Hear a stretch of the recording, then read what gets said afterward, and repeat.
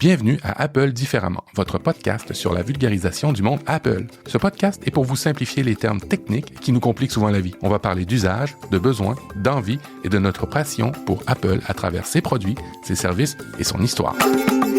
Je suis Matt, créateur de podcasts et Apple enthousiaste. Je suis accompagné d'Audrey, formatrice, autrice et youtubeuse Apple. Bonjour Audrey, comment vas-tu? Salut Matt, ça va super et toi? On va le faire. Là, vous le voyez pas en image, mais c'est parce que je bouge des bras et puis Audrey, elle m'imite. Ben oui, ça va très bien. Je suis bronzé, comme tu peux le voir, et j'ai pas du tout été dans le sud. C'est probablement parce que j'ai des nouveaux écouteurs qui font que ça change la colorimétrie automatique de mon visage avec ma webcam. Parce que j'ai changé d'écouteur. Si vous me suivez sur YouTube, vous savez que j'ai maintenant des Beats. C'est cool. Écoute, ça te fait bonne mine, donc c'est chouette. T'avais pas assez de blanc, je pense, au niveau météo, donc tu t'es rajouté du blanc Ouais, c'est vrai. sur les oreilles. C'est vrai, il manquait de blanc. Alors, parlant de météo, tu as traversé une tempête. Vous traversez beaucoup de tempêtes en Bretagne? Alors, on a souvent des tempêtes, en effet, ça commence vers octobre, on en a peut-être, je sais pas, une ou deux par mois, mais là, le week-end dernier, ouais, on a eu une grosse tempête, ça a duré 48 heures. Avec des bonnes rafales. Donc ici, moi, je suis près de Saint-Malo, donc on a eu des grosses rafales à 100, 105 km/h, ce qui est pas si souvent que ça, en fait, avec un vent de nord-ouest. Donc c'était un peu, ça a fait pas mal de dégâts. Moi, j'ai une partie de comme je te disais, une partie de la toiture de ma serre qui s'est envolée, des tuiles ont volé. Bref, il y a eu pas mal de réparations à faire cette semaine, mais ça va. On est tous sains et saufs. Je crois qu'il n'y a pas eu d'accidents graves ou de pertes humaines, mais en tout cas, c'était assez flippant. En fait, vraiment, tu sors. Enfin, je suis sortie chercher un truc dans mon van et je luttais pour avancer. C'est quand même pas souvent qu'on a autant de vent et surtout des rafales comme ça. C'est fou. Bon, et toi de ton côté? C'est fou comme on se sent impuissant. Hein, ces événements-là de la nature, là, c'est hallucinant. Moi, il y a un film que j'aime beaucoup. Je sais pas si tu l'as déjà vu. Ils en ont fait un reboot dernièrement. D'ailleurs, je vais vous expliquer pourquoi il y a beaucoup de reboots en ce moment. C'est Twister. Je sais pas en français, c'est quoi le titre? C'est Twister aussi. C'est Je l'ai Twister. pas vu, mais il faut que je le voie, ouais. C'est flippant. Puis c'est pas flippant parce que c'est flippant parce qu'ils ont réussi à bien saisir la force de la nature et, je trouve, l'impuissance qu'on a quand c'est ces moments-là. C'est fou à quel point on est petit. Autant quand il fait beau, tu fais ouais, c'est bien, on met de la crème solaire, on se prend un cocktail sur le bord de la piscine, tout est beau.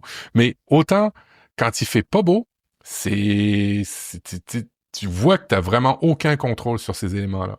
C'est fou. C'est clair, ouais. J'ai un petit faible pour les films catastrophes.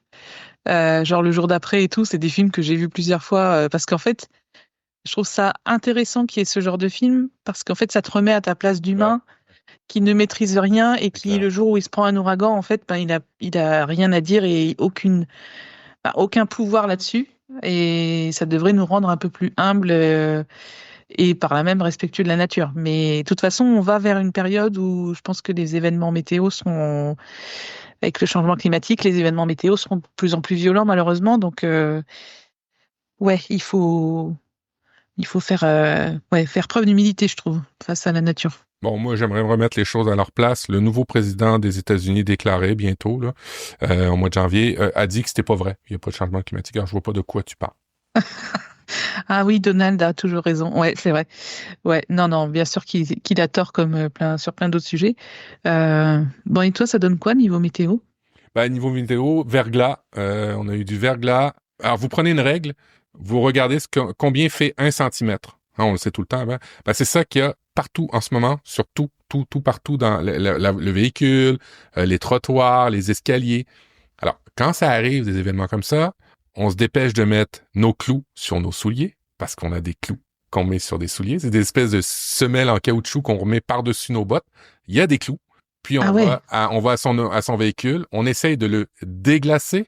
Alors là, déglacer un véhicule, ça l'abîme beaucoup. Alors on a des raclettes, et là je parle pas du plat, mais vraiment une espèce de raclette très très solide. On casse la glace. On essaie de réchauffer le véhicule. Alors évidemment, le moteur il tourne pour que ça essaye de fondre. C'est vraiment des moments compliqués. Dans les années 90, on avait eu une grosse, on appelle ça la crise du verglas, mais là, c'était des près de 10 centimètres de glace qui nous sont tombés sur la gueule en moins de 24 heures. Vous imaginez pas le poids que ça peut faire sur les véhicules, le poids que ça peut faire sur les arbres, le poids que ça peut faire sur les fils électriques. Ça a été une catastrophe. On souhaite de pas en revivre, mais quand on a du verglas, on a tous été un peu traumatisés au Québec. Alors quand il y en a, on stresse un peu. Mais là, c'est terminé. Normalement, on a notre centimètre de glace sur la gueule, on va déglacer, puis après ça, on va continuer à vivre comme on veut. Mais c'est très drôle, par contre, de voir les enfants aller à l'école le matin. C'est un petit plaisir coupable, mais tu les vois dans la rue, et là, tu fais ça, tu les regardes. Tu mets tes deux petits doigts ensemble comme si tu complotais dans, tu sais, Dr. Gang, là, dans Inspecteur Gadget. Ouais. Et puis, ils se cassent tous la gueule. Mais ils se font pas mal parce qu'ils sont tellement surhabillés. Tu sais, c'est comme les bonhommes Michelin, comment ils sont habillés. Alors, ils se promènent dans la rue, alors ils tombent. Là, tu les regardes, puis tu prends ton café, puis tu souris. Ah, c'est cruel. Ouais, donc en fait, toi, quand tu sors de faire des courses, t'as pas intérêt à oublier le beurre ou la baguette ou quelque chose, parce que si tu dois affronter comment on dit, les éléments, ouais, je pense que vous limitez vos sorties, quoi. Ben, on limite nos sorties. En fait, c'est là que tu comprends pourquoi on a des gros frigidaires puis des grosses maisons. On fait des grosses provisions pour ces moments-là. Alors, c'est vrai. Ouais. Et je pense que vous en avez maintenant ces types de magasins-là en France, c'est les Costco. C'est vraiment des magasins entrepôts où il y a pas de rayon comme vous les connaissez. C'est vraiment des transpalettes qui mettent des palettes et puis t'as une bouteille de ketchup. Ben, ta bouteille de ketchup, au lieu que ce soit, je sais pas moi, 300 millilitres ou 30 décilitres, là on y va par litre. C'est 2 litres, 3 litres. Ah ouais. Ouais, nous on est comme ça en Amérique du Nord. On est un peu surdimensionné sur beaucoup de choses. Alors oui, on n'a pas besoin d'acheter beaucoup de trucs à l'avance. Mais tu sais que c'est fou parce que quand il y a eu le premier confinement pour le Covid, à la maison, on s'est regardé dans les yeux et on s'est dit ah, mais en fait, on a une semaine de nourriture d'avance, nous. Moi, je suis pas du tout du genre, j'ai plein de placards vides parce que je suis pas du tout du genre à faire du stock. Et c'est vrai que quand je vois des éléments liés à la météo comme ça, je me dis Audrey, ça serait peut-être bien un jour que tu fasses des courses un peu plus importantes pour je sais pas si un jour, bon, je pense pas qu'on revivra confinement, Covid, etc. Mais si un jour il se passe quelque chose, moi, c'est vrai que on s'est vraiment dit, mais on n'est pas du tout dans un état d'esprit, tu sais, comme nos grands-parents qui ont connu la guerre et tout, qui ont toujours des celliers remplis de conserves et tout. Moi, je suis pas du tout comme ça. Mais c'est vrai que là, en hiver, je me dis, il faudrait quand même que j'y pense un peu. Ouais, tu sais, j'avais un podcast avec Guillaume Vendée sur le développement personnel, l'amélioration du quotidien, tout ça, productivité. Puis on avait enregistré avec un survivaliste, genre survivaliste, là. Mm-hmm. Puis il dit je veux pas vous amener dans mon délire total que la planète est morte, mais dites-vous que s'il arrivait un événement d'une semaine, 2 semaines, il y a quand même pas beaucoup de gens dans la population en France, au Canada qui êtes prêts. Vous avez pas d'eau. Vous avez peut-être pas de batterie, vous avez pas de trucs. Et puis, tu vois, même le gouvernement, et je pense aussi en France, font des campagnes pour que vous équipiez pour au moins être capable d'être en mesure de vivre ou survivre pendant quelques temps. Ouais, non, j'ai pas vu ce genre de campagne passer, mais c'est vrai qu'il faudrait y penser un peu. Il suffit qu'il y ait 24 heures ou 48 heures de coupure de courant. Ici, c'est la panique. Hein. J'en ai eu une cet été. Alors, c'était en été, donc ça allait. Mais je crois que je l'ai déjà dit dans le podcast où j'ai fait le tour de tous mes voisins. J'ai pris tous leur téléphone et j'ai tout rechargé dans mon van. Alors, j'avais tous les téléphones alignés sur mon lit. On aurait dit que je dealais du cellulaire. Et en fait, ils étaient tous branchés là à se recharger. Et mes voisins, ils ont trouvé ça génial, alors que c'était juste un panneau solaire. Mais il y a très peu de gens équipés, en fait, même en solaire. Surtout chez les gens les plus âgés, quoi. Pour eux, c'est encore du miracle, ce truc-là, et c'est une technologie pour eux qui connaissent peu ou mal, quoi. Ouais. Donc voilà, j'ai rechargé tous les téléphones de mes voisins, ils étaient trop contents. J'ai acheté pour mes tout ça en solaire. J'ai acheté pour mes parents, tu sais, les espèces de lampes où tu remontes avec une espèce de manivelle pour recharger. Dynamo, ouais. Ouais, une petite dynamo. Alors ne serait-ce que pour avoir la radio, tu vois, on fait une longue introduction, mais c'est pas grave, on aime ça. ne serait-ce que pour la radio, mes parents, ils ont eu une perte. Ah, tiens, mes parents ont eu une perte d'électricité d'une semaine et demie l'année passée en plein hiver. Ils sont venus à la maison. Mais ce qui était le temps que ça soit invivable, ça prend quand même du temps. Il y a quand même une conservation thermique là, des maisons, là, dites-vous ça. Mais tu sais, de pas avoir de nouvelles, je pense que c'est ce qui les stressait le plus. Alors, la petite dynamo, juste pour une petite radio, pour écouter les nouvelles. C'est d'ailleurs ce que le gars dans l'émission nous disait, là, une radio, des allumettes, des bougies, de l'eau, quelques conserves pour être capable si ça prend le minimum. Puis, ben évidemment, une Audrey Coulot dans votre voisinage avec un panneau solaire pour recharger. Ouais. Et l'avantage d'avoir un van équipé aménagé, c'est que c'est ta deuxième maison. Tu vois, j'ai pu prendre une douche en faisant chauffer mon eau dans la douche solaire. J'ai pas pris de douche d'eau froide. Voilà, il y avait quand même des avantages. Je me suis dit, waouh, c'est génial, j'ai tout ce qu'il faut. Merveilleux. Alors, passé cette entrée, on va célébrer. Parce que dans la section Quoi de neuf, d'habitude on met une section Quoi de neuf chez Apple dans l'émission, mais là c'est une section Quoi de neuf chez Apple différemment, parce qu'on a eu les statistiques de notre hébergeur de podcast, et puis on vous remercie parce que vous êtes de plus en plus nombreux à nous écouter. Certains épisodes ont eu des pourcentages d'écoute supérieurs d'après ce que je vois dans les chiffres. Alors on a une très très belle saison. Sur nos statistiques. Alors, je voulais juste vous remercier infiniment. Des petits chiffres, on a quand même un auditoire assez bien équilibré en termes d'âge. Il n'y a pas trop de jeunes, il n'y a pas trop de personnes plus âgées. C'est assez équilibré. En termes d'épisodes qui a le plus plu, c'est la WWDC. Ça a été l'épisode cette année qui a été un banger incroyable. Bref, merci beaucoup pour vos écoutes et vos retours. Ouais, merci à tous. Tu vois, j'avais pas vu je suis en train de le regarder, le résumé de l'année avec 30% de croissance. Ouais, c'est vraiment cool. Merci à tous de nous écouter et surtout, on prend vraiment plaisir à enregistrer et on vous réserve des surprises pour 2025. Donc, oui, on est bientôt en 2025 et c'est bientôt Noël aussi.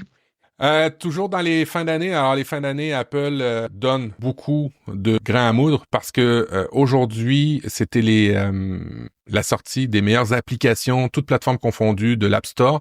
Il y a quelques semaines, ils ont sorti les finalistes. Aujourd'hui, c'était les gagnants. Alors, je vais vous parler du gagnant. Je sais pas si tu le connais, mais je vais faire rapidement iPhone dans les applications iPad, Apple Watch et puis peut-être Apple Télé. Le Vision Pro, je pense pas qu'il y ait beaucoup d'auditeurs qui en aient. Alors, ça sera pas trop l'application qu'on va parler. Alors là, dans les finalistes, il y avait Kino. C'est une application appareil photo pour votre iPhone qui a beaucoup de pré-réglages déjà faits. Ce qui est bien dans Kino, c'est que c'est un achat perpétuel. Alors, c'est pas un abonnement. Ça, c'est cool. J'aime beaucoup ça en ce moment. Il y avait Runa, un programme d'entraînement, et puis Tripsy, une application pour organiser vos voyages. Et le gagnant aujourd'hui, on l'a su, c'est Kino, l'application appareil photo qui est ici à 12,99 $ canadiens. Je pense qu'elle est à 9 € en France. Elle est assez chouette. Honnêtement, j'ai été impressionné. Et puis sur Blue Sky, le créateur a remercié, et c'est un truc que je savais pas.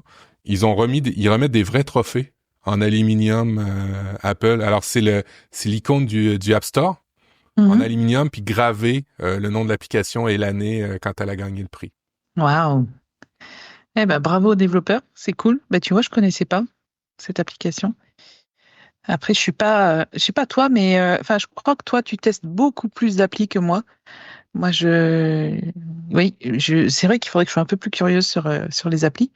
Donc, Kino pour la meilleure appli, l'iPhone qui a en finale. Donc, Kino, Runa et Tripsy. Ouais, en fait, moi, j'aime beaucoup les applications d'indépendants. J'aime beaucoup les applications d'Apple parce que d'abord, elles viennent, elles sont gratuites et ils sont généralement bien faits. Mais il y a quand même je trouve qu'il y a quand même un problème chez Apple en ce moment, c'est ce qu'on appelle le sharelocking.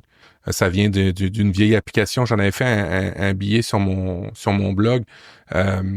Les grosses compagnies maintenant ont de la difficulté à innover de l'intérieur. Typiquement Apple, Google, Microsoft.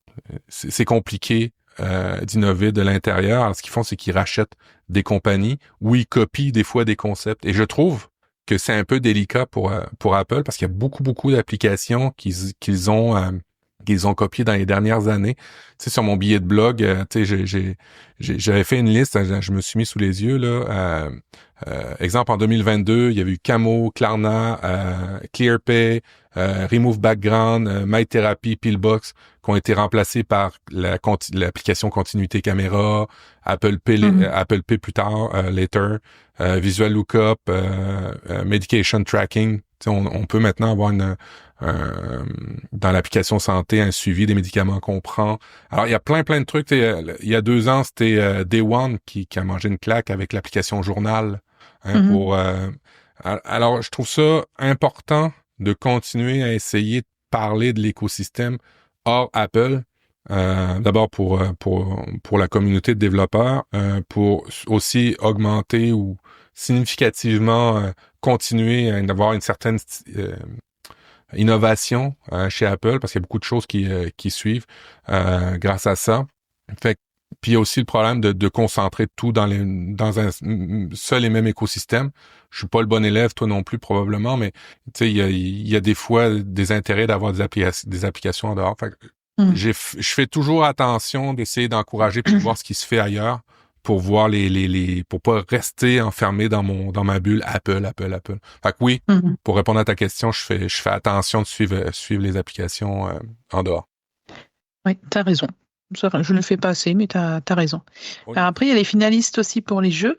Oui, il y avait, alors pour les jeux, au niveau de l'iPhone, jeu de l'année, il y avait AFK Journey, Wear Cleaner, Zenless Zone Zero et le finaliste, parce qu'il faut que je switch d'une fenêtre à une autre, je vais vous le donner. Ça, j'avais pas prévu ce sera pas long et je couperai ce moment-là. Non, c'est pas grave. Voilà. C'est AFK Journée, je pense. Alors, au niveau du gagnant, c'est AFK Journey. Alors, le premier AFK Journey, c'était une application pour façonner le monde fantastique et enchanteur. Le deuxième, c'était Wear Cleaner, qui propose, ils proposent un gameplay amusant. J'y ai pas joué, mais ça ressemblait un peu à The Sims, si vous voyez ça, là, une espèce de simulation pour faire le ménage un peu dans une école. Zenless Zone Zero. Ça ressemblait plus à des jeux de combat à la style look un peu japonais. Et puis c'est AFK Journey qui a gagné. Au niveau de l'iPad, rapidement, Bluey, un jeu d'enfant Moise qui enrichit la pratique musicale, et Procreate Dream. Alors j'étais surpris, mais c'est vraiment une application de musique qui a gagné. C'est Moise qui permet tout simplement de faire des chansons grâce à l'intelligence artificielle à partir de votre iPad, faire de la musique en tous les cas. C'est assez impressionnant. Et puis du côté de l'Apple Watch, du Mac, ouais, ça le Mac c'est un gros qui a gagné cette année. Il y avait Adobe Lightroom, OmniFocus, puis Sharper 3D. Le premier c'est pour la photo, le deuxième c'est pour la productivité. Pour la gestion des tâches. Et puis le dernier, c'est pour faire des conceptions en 3D. Le gagnant, c'est Adobe Lightroom. C'est sur Mac. Intéressant. Je ne suis plus du tout chez Adobe. Je sais pas si tu connais cette application-là. Moi, j'ai vraiment décroché de toutes les applications quand elles sont arrivées en mode abonnement. Lightroom? Ouais. Oui, Lightroom, alors ça combine, c'est un peu en beaucoup plus avancé, mais l'équivalent de l'application photo, c'est-à-dire tu as ton catalogue d'images et des retouches. Donc ça, je sais qu'il y a beaucoup de gens qui utilisent. Moi, j'utilise Affinity Photo pour mes retouches et Photo pour mes photothèques, donc j'utilise pas Lightroom. Et j'ai tellement utilisé les produits Adobe quand j'étais infographiste que ça me va bien de m'en détacher un peu maintenant. Donc j'ai un peu perdu le fil, c'est clair. Mais Lightroom, oui, je sais que j'ai une copine qui l'utilise sur son iPhone, sur son iPad, sur son Mac, et tout est synchro, donc apparemment ça marche très très bien. C'est un peu lourd comme appli, faut quand même avoir du matériel récent, mais Ouais, Lightroom, je pense que en fait, c'est un peu l'entre-deux entre photo qui est un peu trop grand public et d'autres catalogueurs qui seraient vraiment trop axés professionnels. Après, je suppose qu'il y a aussi plein de professionnels qui utilisent Lightroom, donc c'est bien que Adobe soit numéro un Encore, ouais. sur Mac. Ouais, c'est quand même des précurseurs, hein. C'était ceux qui étaient numéro un pendant très très très longtemps des applications créatives sur Mac. Donc C'est beaucoup de, ouais, ça me fait plaisir de les voir là. c'est clair. Puis c'est beaucoup de petits développeurs indépendants habituellement. Puis là, un gros qui embarque dans Mm. les... Au niveau de l'Apple Watch, il y avait Lookup, Lumi et Watch 5K. Alors, Lookup, c'est une application pour enrichir votre vocabulaire. Oui, oui, oui. En fait, c'est une application qui se retrouve sur Mac, sur iPhone, même sur... je sais pas comment on peut enrichir son vocabulaire avec... voyons... les lunettes d'Apple, mais elle se retrouve un peu partout. Et puis, c'est Lumi qui a gagné, qui est une application pour suivre le coucher, l'harmonie avec le rythme du soleil et de la lune. Il y avait Mm. aussi Watch 5K, qui, lui, c'est vraiment une application pour les coureurs, pour les encourager. Alors, je suis étonné de voir autre chose que de la santé et du sport. Et puis finalement, c'est même pas quelque chose qui est en lien avec le sport ou la santé qui gagne sur Apple Watch. Lumi, une application pour aider les photographes à trouver le bon moment, par exemple, pour les couchers de soleil, des choses comme ça. C'est chouette. Mm. Ouais, c'est chouette. Puis encore une fois, c'est une application à achat perpétuel et ça, on aime beaucoup ça. Alors, on mettra le lien par rapport aux finalistes sur Apple Télé. Je vais le faire rapidement. Il y avait Dropout, F1 TV et Zoom. Et là, c'est un gros qui a gagné. F1 TV. Moi, je l'ai déjà installé, l'application F1 TV sur l'Apple Télé et c'est hallucinant. C'est juste débile ce qu'elle peut faire, cette application-là, sur Apple Télé. Ben, évidemment, ça prend l'abonnement qui va bien pour aller avec.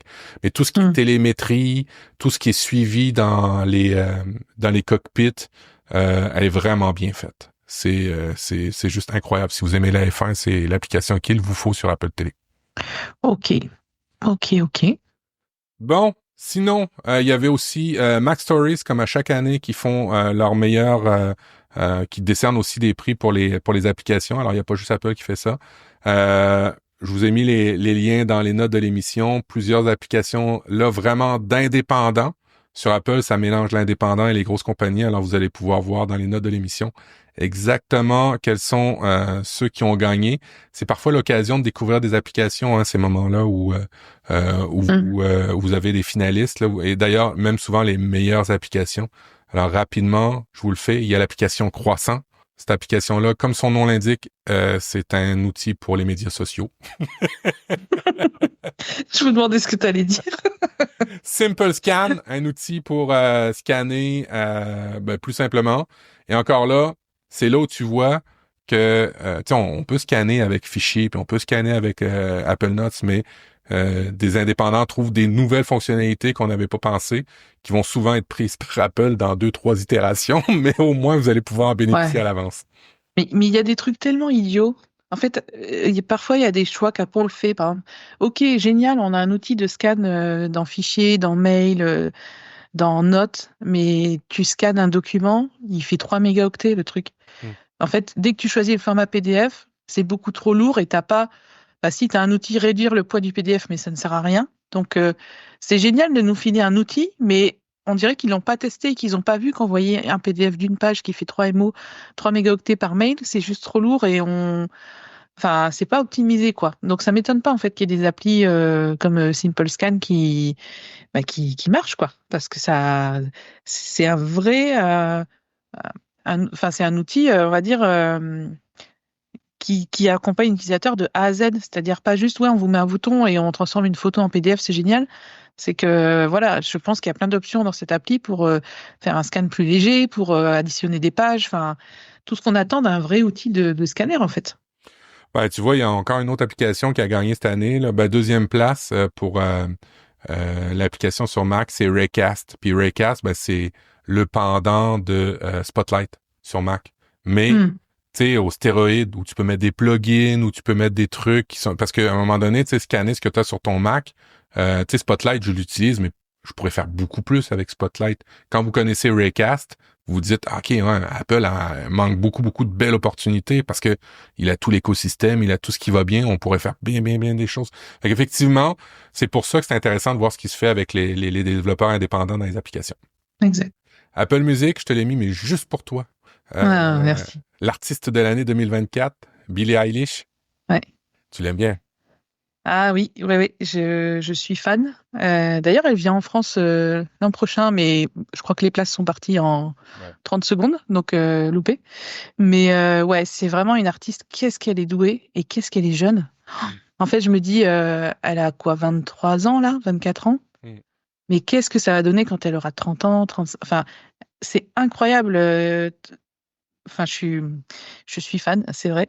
Et depuis longtemps, parce que je l'ai écouté pendant une période et puis je l'avais un peu mise en sommeil. Tu sais, tu ajoutes des nouveaux titres dans ta bibliothèque et du coup, voilà. Et puis là, avec l'album qu'elle a sorti cette année, je me suis replongée dans sa musique vraiment et j'ai l'impression que tous ses titres sont des tubes potentiels et euh, je sais pas. Et il y a quelque chose de très sincère chez elle et d'authentique et je pense que c'est ça qui fait son succès globalement. Et je trouve qu'elle est vraiment très mature. Et en plus, il y a eu un documentaire sur Apple TV+, que j'ai regardé aussi, que j'ai trouvé vraiment intéressant. Et j'aime bien parce qu'en fait, tu sais, elle est pas dans des trucs pour faire bien, ou elle est vraiment elle-même, quoi. Et ça, son côté authentique fait vraiment du bien. Et je pense que c'est une partie de son succès, au-delà, bien sûr, de sa voix et de ce qu'elle fait avec son frère au niveau musical. Enfin, une relation frère-sœur comme ça, je trouve ça génial.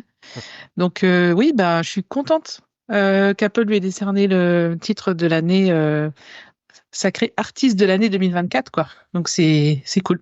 Comment tu fais, toi, pour découvrir des nouvelles, des nouveaux auteurs, des nouveaux artistes sur Apple Music?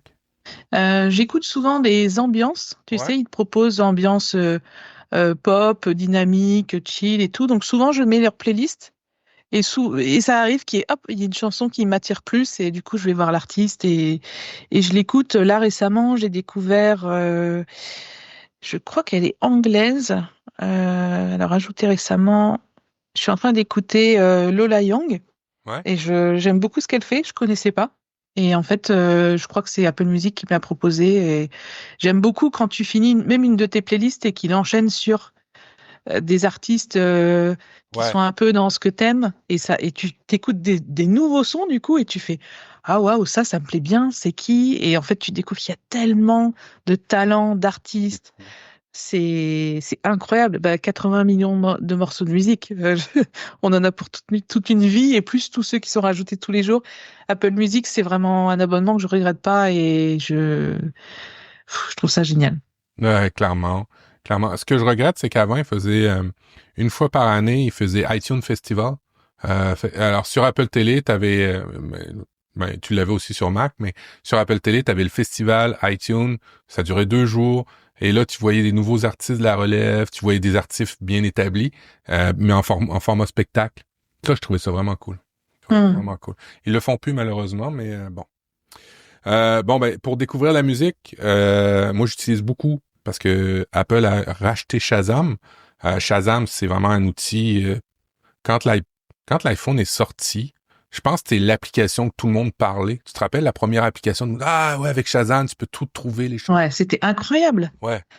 Mais il faut recontextualiser quand même, parce qu'à l'époque, quand on entendait, déjà on n'écoutait pas de musique en streaming. On était avec nos CD qu'on importait dans le Mac et en MP3, voilà, et on écoutait notre musique comme ça, ou on mettait des CD dans la voiture, mais on n'avait pas une oreille comme ça numérique, on va dire, pour nous permettre de reconnaître un morceau. Et on était avec nos copains.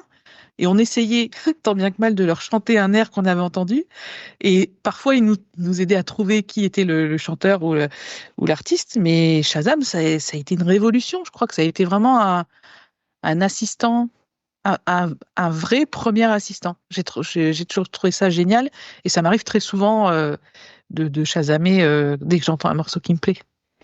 Et c'est un verbe, et tu n'es pas la seule parce que Shazam fête son 100 milliardième morceau identifié. T'imagines? Wow. On est beaucoup et nombreux à utiliser Shazam.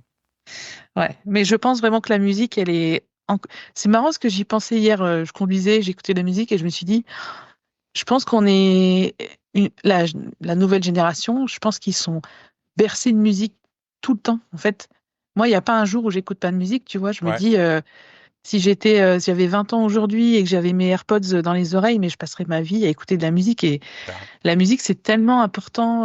Moi, dans ma vie, c'est tellement important. Et ça fait tellement de bien, en fait, d'écouter de la musique que tous ces outils numériques, ces abonnements en illimité, voilà, moi, je trouve ça, je trouve que c'est vraiment une création de l'humanité qui est incroyable, la musique. Ouais, Et c'est ça clair. s'arrête pas, en fait. C'est clair. Puis c'est fou comme c'est un des médias qui te fait sentir des émotions. Euh, en tout cas, en tous les cas, pour moi, c'est le média qui me fait sortir des émotions. Grâce à la musique, je peux être détendu. Grâce à la musique, d'un seul coup, je peux être énervé, productif. Grâce à la musique, je peux être nostalgique, triste. Des fois, c'est bien d'être nostalgique, tu sais, d'aller jouer dans ces émotions-là. Et il y a, tu sais, ça m'arrive pas avec, ouais, oui, il y a des émissions de télé où j'ai de la nostalgie parce que c'était des vieilles émissions, mais c'est rien à comparer de la musique. Je sais pas pour toi, mais c'est vraiment ça qui me fait sortir beaucoup Ouais. d'émotions. Ouais, de tout, enfin, après, bon, il y a l'art aussi, mais de toutes les créations humaines, je pense que la musique, c'est celui qui est le plus accessible. Et c'est incomparable parce que c'est quelque chose déjà qu'on a dans les oreilles. Enfin, je veux dire, c'est un truc. Proximité. Voilà, ça nous fait danser, ça nous fait chanter, c'est, ça m'étonne pas quand ils ont envoyé la sonde là. Tu sais, si jamais cette sonde était récupérée par des extraterrestres lointains dans l'espace et tout, ils ont mis des morceaux de musique, ils ont mis de la musique classique, ils ont mis les Beatles. Je sais plus ce qu'ils avaient sélectionné, mais je pense que c'est vraiment l'humanité. Je pense qu'elle est vraiment retranscrite grâce à la musique et l'art en général. Mais la musique, C'est ouais, vrai. c'est un des arts que je préfère. Vraiment. C'est vrai. C'est vrai. Il y a beaucoup de types d'art qui peuvent faire ressentir des émotions, mais en tous les cas, visiblement, pour toi et moi, c'est la musique. Et d'ailleurs, dans la musique, et puis Apple Music, est-ce que tu écoutes les radios? Ça m'arrive. Ça t'arrive? Ouais, ça m'arrive quand je cuisine notamment. Je vais mettre souvent à la fin de l'année, tu as les meilleurs tubes français de l'année. Voilà, ça m'arrive, ouais. Ben, sais-tu que depuis quelques heures maintenant, il y a 3 nouvelles stations, Musica Uno, la station Club et la station Chill, qui sont ajoutées Hmm, aux stations qui existaient déjà. cool. Je déteste pas ça. En termes de radio, ce que j'aime moins, c'est le principe de la radio. T'écoutes une Ah, ça chanson, parle. ouais, mais ça parle. Alors, j'aime bien Apple One parce qu'il y a Zayn qui fait qui parle avec des artistes et puis ils le retransmettent sur Apple Music en format vidéo. Alors, quand t'aimes un artiste, tu le vois en interview, mais il faut être anglais ou en tous les cas, faut bien comprendre Hmm. l'anglais. C'est appréciable sur Apple One. Mais ce que j'aime moins, c'est qu'on n'est pas capable. Et puis c'est là où tu dis, ben va dans les playlists. Et puis je te dis, ben ouais, t'as raison. C'est s'il y a une chanson qui me plaît, je peux pas reculer. C'est la radio, c'est le principe de la radio. Alors, Ouais. je comprends pas le move d'ajouter des radios, mais en même temps, ça doit être un public cible qui aime ça. Bah, moi, ce que j'aime. Je te dis ça parce que, tu vois, chez nous, j'ai eu la même réflexion. La radio normale est en train de piquer du nez et se fait prendre toutes ses parts de marché par les applications de radio. Parce que j'ai l'impression que les gens aiment ça, pouvoir reculer, revenir à une radio, tu sais, Hmm. être capable. Et c'est pour ça que je comprends pas encore la radio, mais j'imagine qu'il y a un public pour ça. Oui, ce que j'allais dire, c'est que moi, ce que j'aime bien dans les radios, c'est quand ils t'expliquent un peu en deux, trois phrases, ils vont te dire, cet artiste a été révélé, je sais pas, à telle cérémonie, elle a sorti tel album, et donc on va écouter. En fait, ça met un peu de contexte dans ce qu'on T'as écoute, raison. donc j'aime bien. T'as raison. Alors parfait. Alors tu vas être contente. 3 nouvelles chaînes. Alors on va se réjouir de pouvoir les Ouais. écouter sur Apple Music. C'est cool, merci pour toutes ces actus là. C'est cool tout ce que tu as partagé. J'ai réussi à trouver un fil qui est vers la fin. C'était pas mal mieux que les applications. Là, j'ai réussi à trouver un fil conducteur avec tout ça.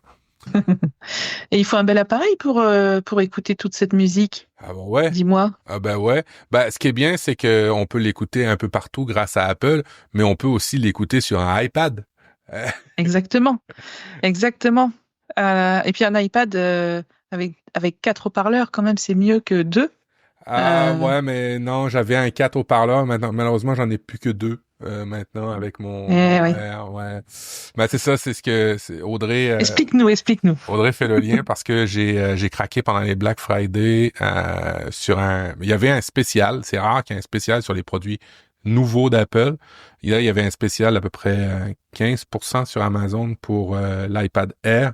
Et je l'ai changé. Alors, j'ai fait un billet de blog sur le sujet, mais c'était mes premiers retours. Pourquoi je l'ai changé? Alors, si vous m'écoutez depuis longtemps, vous savez que je fais un roulement dans la maison sur l'iPad. Alors, le plus vieil iPad passait pas les nouvelles versions d'iPadOS.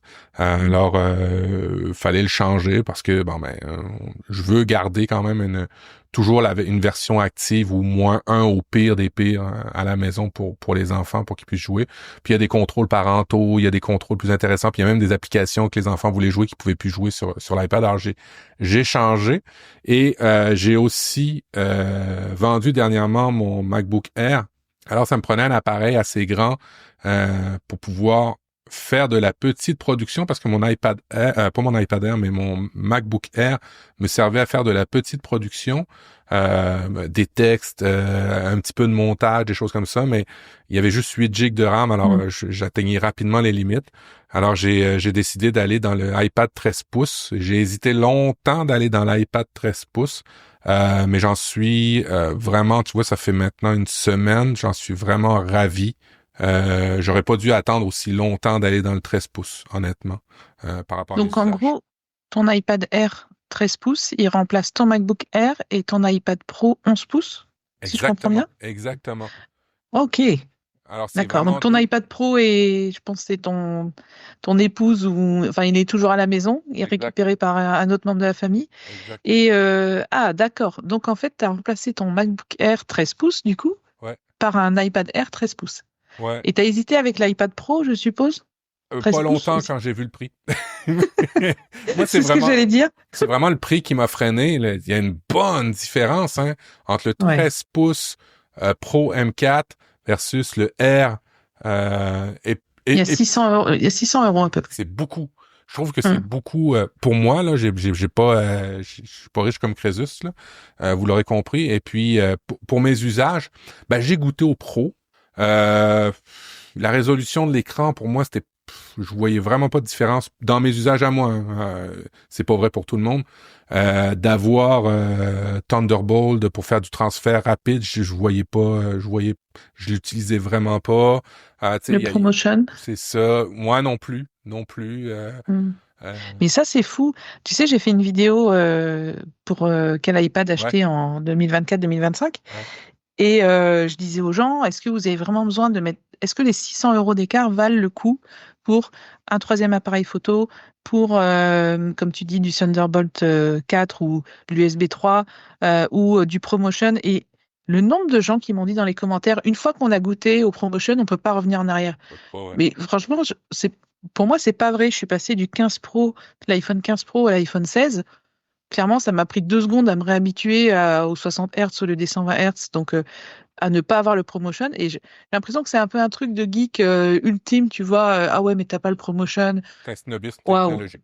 Moi, à mon âge, ça me passe au-dessus. Enfin, je sais pas si c'est une question d'âge, mais c'est plus le genre de truc auquel je m'accroche. Et clairement, bah, si je devais changer d'iPad aujourd'hui comme toi, je pense que je prendrais la gamme iPad Air ou l'iPad Pro parce que bah, avec les 600 € d'écart, je préfère faire autre chose.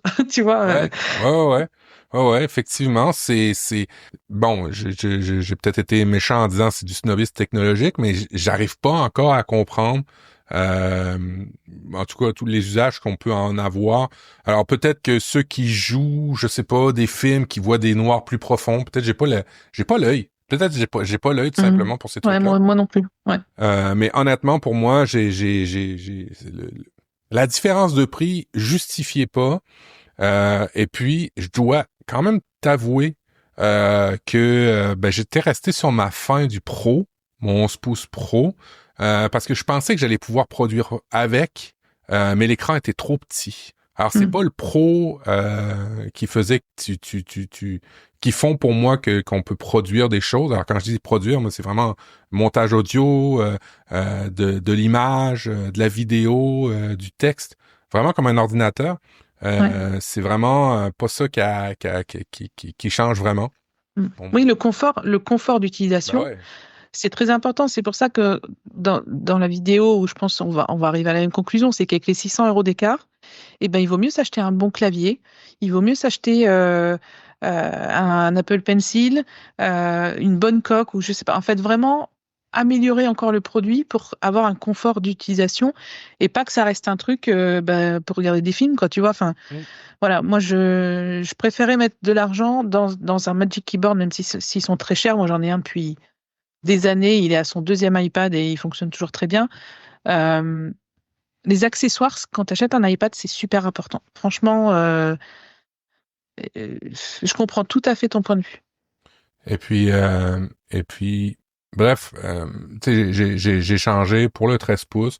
Alors, j'étais réticent. Je te dirais que le seul inconvénient que je peux voir dans le 13 pouces versus le 11 pouces pour le moment, mais puis t'aurais peut-être probablement pas ça dans le Pro, dans la gamme Pro, mais je vois une bonne différence de poids, là. Par rapport à mon 11 pouces que j'avais versus le 13, il y a une bonne différence de poids. Mm. Euh, Est-ce que ça en fait un appareil moins mobile? Pas nécessairement, mais faut que vous gardiez ça à l'esprit quand même si vous allez vers du 13 pouces que si vous aviez l'habitude C'est de le mettre grand. dans un petit sac, peut-être que vous pourrez plus le mettre dans un petit sac. C'est grand, exact. C'est grand. Mm. Si- Après, là, dans l'article de ton site, tu dis que le fait d'avoir un grand écran, c'est bien aussi parce que tu as un vrai clavier. ouais. Enfin, le clavier qui s'affiche à l'écran, t'es pas comme ça, tout rikiki, à serrer tes doigts pour écrire, quoi. T'as de la place. Alors ça, c'est l'avantage. Alors, oui, vous pouvez avoir les accessoires comme dit Audrey, mais on a toujours un clavier qui vient tu sais, sur l'écran du iPad lorsque vous écrivez. Et puis, à ma grande surprise, t'as les numéros, tu sais, qu'on n'a pas normalement dans un iPad normal, Mm. les chiffres. Ben là, t'as les numéros. T'as plus d'espace pour tes doigts pour taper. Alors, à l'écran, ça devient tout de suite un peu plus simple. Puis, évidemment, je défonce une porte ouverte, vous allez comprendre, mais étant donné qu'il est grand, l'écran, l'espace qui reste entre le clavier et le contenu, il est aussi, lui, plus grand. Ouais. Alors, j'ai moins souvent besoin, je pensais avoir souvent besoin d'utiliser un vrai clavier, mais finalement, avec la configuration même de l'appareil, j'en ai pas tant besoin que ça. Alors ça, Mm. c'était ma première surprise par rapport à ça. Il y a des trucs que j'aime d'Apple. Alors, le premier, c'est le clavier. Là, j'ai vraiment aimé la partie pleine grandeur pour pouvoir partager l'écran comme on peut le faire avec Split View puis Slide Over. Alors, Split View, c'est la capacité de mettre deux applications côte à côte. Puis Slide Over, c'est la capacité de mettre une application, une troisième ou même juste une petite application par-dessus. Ça devient ultra méga cohérent pour moi dans un 13 pouces. Alors là, j'ai fait un gif animé rapidement sur mon billet de blog et puis ça rend peut-être pas justice, mais d'écrire des notes à côté de recherches sur Internet, ça devient maintenant beaucoup plus simple de le faire avec un 13 pouces. Alors, jusque maintenant, je regrette vraiment, vraiment, vraiment pas mon choix parce que oui, on a un clavier plein de grandeur. Là, d'un seul coup, ça devient plus cohérent de faire du split view. Je trouve que 11 pouces, pour moi, c'était tout rikiki. Il y a certains usages qui étaient intéressants. Exemple, quand tu fais ton budget, tu vas sur le site de ta banque, tu prends Number, et puis moi j'ai Number pour faire mon budget personnel. Mm. Là, les mettre côte à côte, c'est cohérent, mais c'était rare les usages où je voyais Split View vraiment intéressant dans ma production. Là, ça l'est. Mm. Oui, et puis d'après ce que je vois sur ton billet de blog, tu as un écran 32 pouces avec ton Mac. C'est ça. Donc en fait, tu es habitué, et moi j'ai un iMac, donc j'ai un écran 24 pouces, mais quand on a pris l'habitude depuis 10 ans, 15 ans, 20 ans de travailler sur des grands écrans, quand on doit se mettre à faire de la production sur un 11 pouces, mais enfin, franchement, moi, j'arrive pas. Des fois, je suis en bas mais même parfois, pour faire un montage vidéo sur mon MacBook Air 13 pouces, je me sens à l'étroit. Ouais. Voilà, je dois zoomer, je dois beaucoup jouer sur la hauteur des pistes, sur déplier la piste audio, etc. Et c'est vraiment inconfortable. Donc là, je trouve ça convaincant ce que tu dis par rapport au 13 pouces, parce que ça met en... Je pense que ça va réconcilier beaucoup de gens avec l'iPad, en fait. Ben, L'iPad est génial, mais son 11 pouces, enfin 11 pouces ou 10 pouces ou 9 pouces comme il y avait avant, Ouais, c'était limité, même pour les gens qui dessinent, etc. Il y a beaucoup de pros, il y a beaucoup de dessinateurs qui étaient sur les iPad Pro, tu sais, les premiers là, qui étaient grands déjà, Ouais. 12,9 pouces. Donc je trouve ça intéressant. Et quand tu l'utilises à la verticale, est-ce que ton clavier, il est quand même utilisable ou ça reste encore trop étroit? Ou t'as Quand pas je peut-être pas l'utilise à essayé? la verticale, je dirais pas que c'est inutilisable à la verticale, mais tu vas être surprise, mais la configuration de l'appareil fait, puis la grosseur fait que on peut pas le manipuler à la verticale. Hmm. Le poids, tu sais, il est plus long. Alors le poids fait Oui. qu'il balance plus rapidement. Puis ben on n'a pas, je sais pas, un coussin ou des jambes extrêmement. Alors je trouve que c'est inconfortable de l'utiliser à la verticale pour mes usages à moi. Hmm. Alors le clavier, Ok. oui, on en voit plus en hauteur, tout ça, mais c'est comme trop long pour ce type d'appareil-là. En plus, la hauteur en verticale. Alors c'est Mhm. vraiment, tu vois que c'est cohérent d'avoir mis la caméra aussi sur la tranche inversée. Horizontal, Ben ouais. c'est ça, parce que ben là c'est un vrai écran. Puis tu vois, ce qui est cool, c'est que je voulais aussi acheter un troisième écran parce que quand je fais du montage sur mon Mac. Ben, j'ai deux 32 pouces. Alors comme toi, probablement sur un écran, je mets ma vidéo qui va apparaître sur YouTube. Et puis sur mon autre écran, ben, je mets toutes mes pistes. Alors si vous voyez des fois des vidéos de monteurs vidéo, là, comprenez que c'est plusieurs calques, c'est des pistes, c'est des images qu'on a, puis qu'on fait les montages sur une bande linéaire de gauche à droite. Et puis j'avais besoin d'un petit écran pour pouvoir avoir d'autres éléments. Alors je voulais peut-être un troisième écran. Et puis ben vous savez qu'on peut maintenant depuis quelques versions utiliser l'iPad comme troisième écran ou comme deuxième écran complémentaire via AirDrop, hein, via les technologies d'Apple. Alors pour moi ça devient ultra cohérent. J'ai mes deux gros écrans, mon écran 13 pouces en bas, et puis ça prend pas la place. Tu sais, je veux dire, Mhm. c'est tout mince. Alors c'est vraiment super agréable.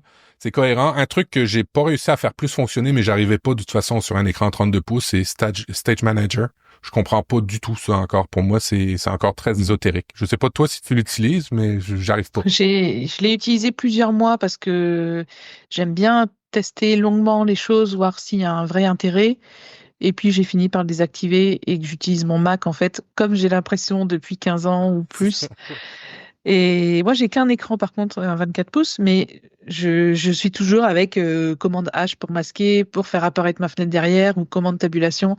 En fait, il y a des usages tellement ancrés qui sont pour moi les plus optimisés que ça reste très personnel, mais c'est vrai que Stage Manager, bah, c'est sympa, ça, c'est un peu tape à l'œil, mais quand je suis dans la productivité, dans la production de mes contenus, non, non, ça me va pas, ça me convient pas. Et sur l'iPad 11 pouces encore moins, parce que Ben alors là, non, il y a c'est vraiment ça. plus de place. Ah non, c'est ça. C'est ça. C'est et dès on apprend, en fait, pour moi, le but ultime, enfin, le Graal de la productivité, ça reste les raccourcis clavier. Et c'est ce qu'il y aura toujours de plus rapide, selon moi. Masquer une application, passer à une autre application, les raccourcis clavier, c'est vraiment pour moi, ça sera toujours plus rapide que d'avoir des petites vignettes qui s'affichent sur lesquelles tu vas cliquer, qui vont se masquer automatiquement. Voilà. J'ai un peu des méthodes à l'ancienne, mais les raccourcis clavier, c'est la vie. Et sur Euh, l'iPad aussi, en fait. ben, tu vois, pour ceux qui sont comme Audrey, je ne saurais que vous conseiller d'acheter un Stream Deck. Un Stream Deck, c'est vraiment pour ceux qui aiment les raccourcis clavier. Vous allez pouvoir vous faire, parce que tu sais, des fois, il y a des raccourcis clavier que c'est 4 touches. Ouais. Des fois, Faut être ouais. souple, hein. Ouais, mais puis tu fais deux, trois combinaisons, puis vite, ça devient compliqué sur le clavier. Bref, Stream Deck, utilisez ça. Si vous aimez les raccourcis clavier, vous pouvez mettre tous vos raccourcis clavier dans le Stream Deck, des suites de raccourcis clavier. Si vous aimez ça, la productivité, je vous dis, c'est l'outil parfait. C'est pas juste pour les streamers. C'est vrai. Moi, j'ai des palettes pour mes outils de montage audio, des palettes pour mes outils de montage vidéo. Je vais beaucoup plus vite qu'avec les simples raccourcis. T'imagines comment je vais plus vite encore? Ouais. Mais encore une fois, franchement, tu as pris tes marques et tes usages avec un Stream Deck. Ouais. Moi, personnellement, j'ai déjà essayé, ça me convient pas parce que moi, je suis tout le temps, j'ai toujours mon pouce collé sur la touche commande, en fait, quand j'écris, et du coup, en plus, je suis un ambidex. Donc, si tu veux, pour moi, les raccourcis clavier, c'est simple. Je peux les faire des deux mains. Et c'est tellement rapide. C'est pour ça, il y a quelques années, j'avais écrit un bouquin là-dessus, sur les raccourcis clavier sur Mac et sur iPad, je crois. Je me souviens plus trop, mais c'est incroyable comment ton ordi il passe en puissance 10, 20, 30 quand tu adoptes tes raccourcis clavier. Quand je vois encore des gens aller cliquer dans un menu pour aller imprimer ou pour quitter une application, je me dis non, mais tu as mis bout à bout toutes ces secondes à la fin de la journée et le nombre de va-et-vient que tu évites avec les raccourcis clavier, C'est c'est clair. génial. C'est clair. Alors voici un peu l'histoire et puis en bout de ligne, ben, vous l'aurez compris, je suis très satisfait. Les deux têtes en jeu, c'est que ça devient, c'est quand même un bon petit poids. C'est pas loin quand on met le clavier et tout ça d'un MacBook. Alors faut le savoir. Mm. En termes de grosseur, ben comme je vous l'ai dit, si vous êtes un utilisateur à la verticale, ben essayez-en un avant parce que peut-être que c'est trop gros pour vous. Euh, Il faut aller voir en magasin, ouais. ouais, ouais, vraiment, vraiment. C'est évident. Parce que là, en fait, en plus, j'ai l'impression, d'après la photo que je vois, à côté de ton iPad Pro 11 pouces, il est moins 16 neuvième, j'ai l'impression. Il est Le plus ratio, carré. J'ai l'impression qu'il est ouais, plus carré aussi. J'ai pas vérifié encore les dimensions. ouais, j'ai l'impression que le ratio est pas le même. Et c'est vrai que déjà, avoir un MacBook Air 13 pouces comme moi j'ai, bah, c'est un sacré, Ah ouais? un- c'est un sacré volume, quoi, on va dire. Donc, un iPad avec le clavier, avec le Magic Keyboard, j'imagine que c'est assez lourd. Parce que moi, le 11 pouces, là, avec le Magic Keyboard, il est vraiment lourd, quoi. Mais je pense que les Air sont plus légers que les Pro, dans tous les cas. À taille d'écran égale, j'avais tout comparé, mais il me semble que c'était quand même plus léger. Alors voici mon premier retour de mon iPad. Évidemment, j'ai commandé la vitre qui va bien. Je me suis pris mes étuis que j'aime bien. Moi, j'aime bien il y a deux marques que j'aime bien. C'est trois. G-Tech, Spigen, puis ESR. C'est vraiment les trois qui sont vraiment beaucoup moins chers que ce que peut faire Apple. Et puis là-dedans, vous avez toutes sortes il y en a qui sont plus robustes que d'autres. Il y en a qui sont détachables, avec des aimants, pas d'aimants. C'est vraiment les trois marques que j'apprécie. Si vous en cherchez pas cher et de qualité, ça fait des années que j'ai ces marques-là, moi, et puis j'ai jamais eu de soucis avec. Hmm. Ouais, bah on mettra ça si tu peux noter dans la note Yes. pour que je n'oublie pas de les mettre dans la note de l'émission. Parce qu'après, on va me tirer les oreilles en disant, vous avez oublié le lien pour ça. Eh oui. C'est Ouais. Respigen, j'ai mis ça. Et là, tu entends peut-être les touches de mon clavier. Alors, pourquoi Ah tu oui. entends les touches de mon clavier? C'est parce que je me suis acheté un clavier mécanique. On vous a dit, c'est bientôt Noël, hein. C'est un sacré bétail. Ça pèse Fais une voir, fais voir. tonne. Attends, j'ai pas vu. Ça pèse une tonne. C'est Waouh. Années 80. vraiment, vraiment. Et puis j'ai même une roulette pour le volume, pour le mute. Euh, C'est incroyable qu'ils font des trucs comme ça, quoi. je me suis acheté des touches. Jamais j'aurais pensé m'acheter des touches de clavier. T'imagines? J'ai Ah, choisi la tu peux les couleur. changer? Ben ouais. Ouais. J'ai choisi la Oh, couleur waouh. de mes touches. Alors, j'ai pris des touches plus minimalistes où il n'y aura pas la lettre sur le dessus, mais par en bas, illuminé. Ça va être vraiment minimaliste comme je l'aime. Alors, quand je dis ça, ma blonde, elle se tape sur les cuisses puis elle dit, toi, minimaliste? Mets-nous aussi le lien vers ton clavier, s'il te Et pour plaît, mes vers la cœurs. boutique. OK, parfait. Je mets Allez, ça. mets-le. Que les gens voient ce que je vois parce que c'est incroyable. C'est un Et pour mes monstre. cœurs. C'est un monstre. C'est le TH80 Pro. Bref. On Ben, dirait c'est un ça. nom de Terminator, quoi. Alors oui, et ce qui est bien, c'est que j'ai 5 Bluetooth que je peux configurer. Il est filaire et il est aussi 2,4 GHz pour les vieux ordinateurs. Il Ouais. fait toutes les technologies possibles et inimaginables. Il fait un bruit. Moi, ça me relaxe. C'est- C'est vrai? Ça me relaxe. Et ce qui est cool, ce que j'ai appris dans les claviers mécaniques, alors c'est pour les gamers, mais moi, je l'écris avec ça parce que ça me relaxe, c'est que le son de la frappe, tu peux le choisir. Alors, je pourrais acheter d'autres touches avec un autre bruit plus délicat, avec une moins longue frappe si je voulais. Alors, c'est vraiment configurable à souhait. Waouh. Puis ça se répare super bien. Moi, c'est un truc qui est vraiment important pour moi maintenant, là, la réparabilité de ce que j'achète. C'est pour ça que j'aime beaucoup les produits Apple. Mais ça aussi, ça a été un produit que j'ai été vérifié parce que ça va briser, puis je vais être Donc, capable d'avoir des pièces. c'est le clavier que tu as offert à ton nouveau Mac Mini. Parce qu'à chaque épisode, là, Mathieu va nous dire j'ai acheté. Acheté T'as pas changé Mini. d'iPhone cette année, par contre. Non, non, j'ai pas besoin pour le Ouais, c'est bien. moment. Mais bref, ça va arriver. Mais pour le moment, non, c'était correct. C'est vraiment mon iPad, le iPad de la famille, des enfants en fait, qu'il fallait changer. Et toujours content de ton Mac Mini M4?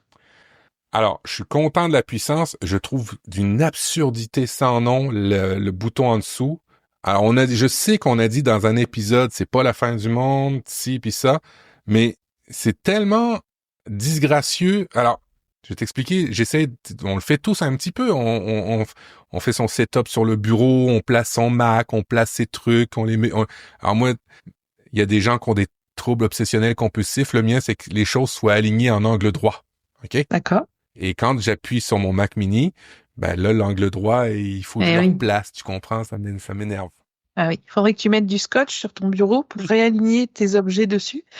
Tu rigoles, mais moi, j'ai du scotch autour du pied de mon iMac parce que quand je fais mes vidéos YouTube, au moins, je suis sûre que mon angle de prise de vue, puisque je filme avec la caméra de l'iMac, moi, je me complique pas la vie, mon angle, il est toujours bon. Donc là, ça commence à se décoller un peu, mais j'ai 2 bandes de scotch autour du pied de mon...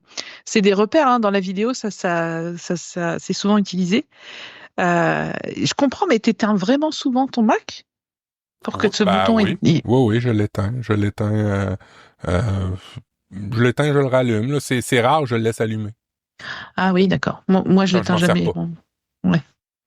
Mais après, moi, j'ai beaucoup de composants qui sont branchés dessus. Là. J'ai une carte de son, j'ai un Stream Deck, j'ai des keylights, j'ai plein de trucs qui sont branchés dessus, qui font que si je le laisse allumer, ben c'est encore le parc Astérix qui est allumé dans le bureau. Là. Ah oui. Tu comprends? Ouais. Je vois Disneyland. Je vois très bien. C'est moi. Très bien, c'est la fête foraine. Ouais. OK. On va passer à ton dossier, Audrey, parce que tu nous as préparé un dossier. Et là, pas sur la technologie, ou pas, ou presque, ou peut-être que. En tous les cas, tu vas nous parler de ta van life, parce que tu es une van lifeuse maintenant. C'est comme ça qu'on dit, une van lifeuse? Van lifer? Je sais pas, une voyageuse, ça me plaît bien, moi, voyageuse. Oui, en fait, quand on a fait l'épisode d'octobre, je revenais de mon mon vrai premier voyage où je suis partie seule 3 semaines en Espagne. T'étais comme ça, celui où t'avais la tête penchée? C'était ton premier voyage, c'est ça? Ouais, c'est ça que je réfléchis. Ouais, quand je réfléchis, je penche la tête. Non, mais c'est Il se moque de moi. Non, mais c'est parce que ton lit était trop haut, je pense. Non, c'est pas ça, ton premier voyage en Espagne? Exact. Oui. Oui. Non, en fait, j'avais réglé le problème avant. Ah, ok. C'était ouais. Non, j'améliore. En fait, donc j'avais parlé. Peut-être qu'on fera un épisode hors série. Il y a plusieurs personnes qui m'ont dit qu'ils seraient intéressés. Alors là, on arrive à la fin de l'année, donc on n'aura pas le temps de faire hors série. Et si j'en parle dans 3 mois, ça aura pas la même saveur. J'aurai pas le même goût de vous partager ce premier voyage. Donc je me suis dit, je vais en parler dans un dossier. Oui. Dans cet épisode-là. Et je voulais surtout axer ce dossier sur l'importance de la technologie pour quelqu'un qui voyage aujourd'hui.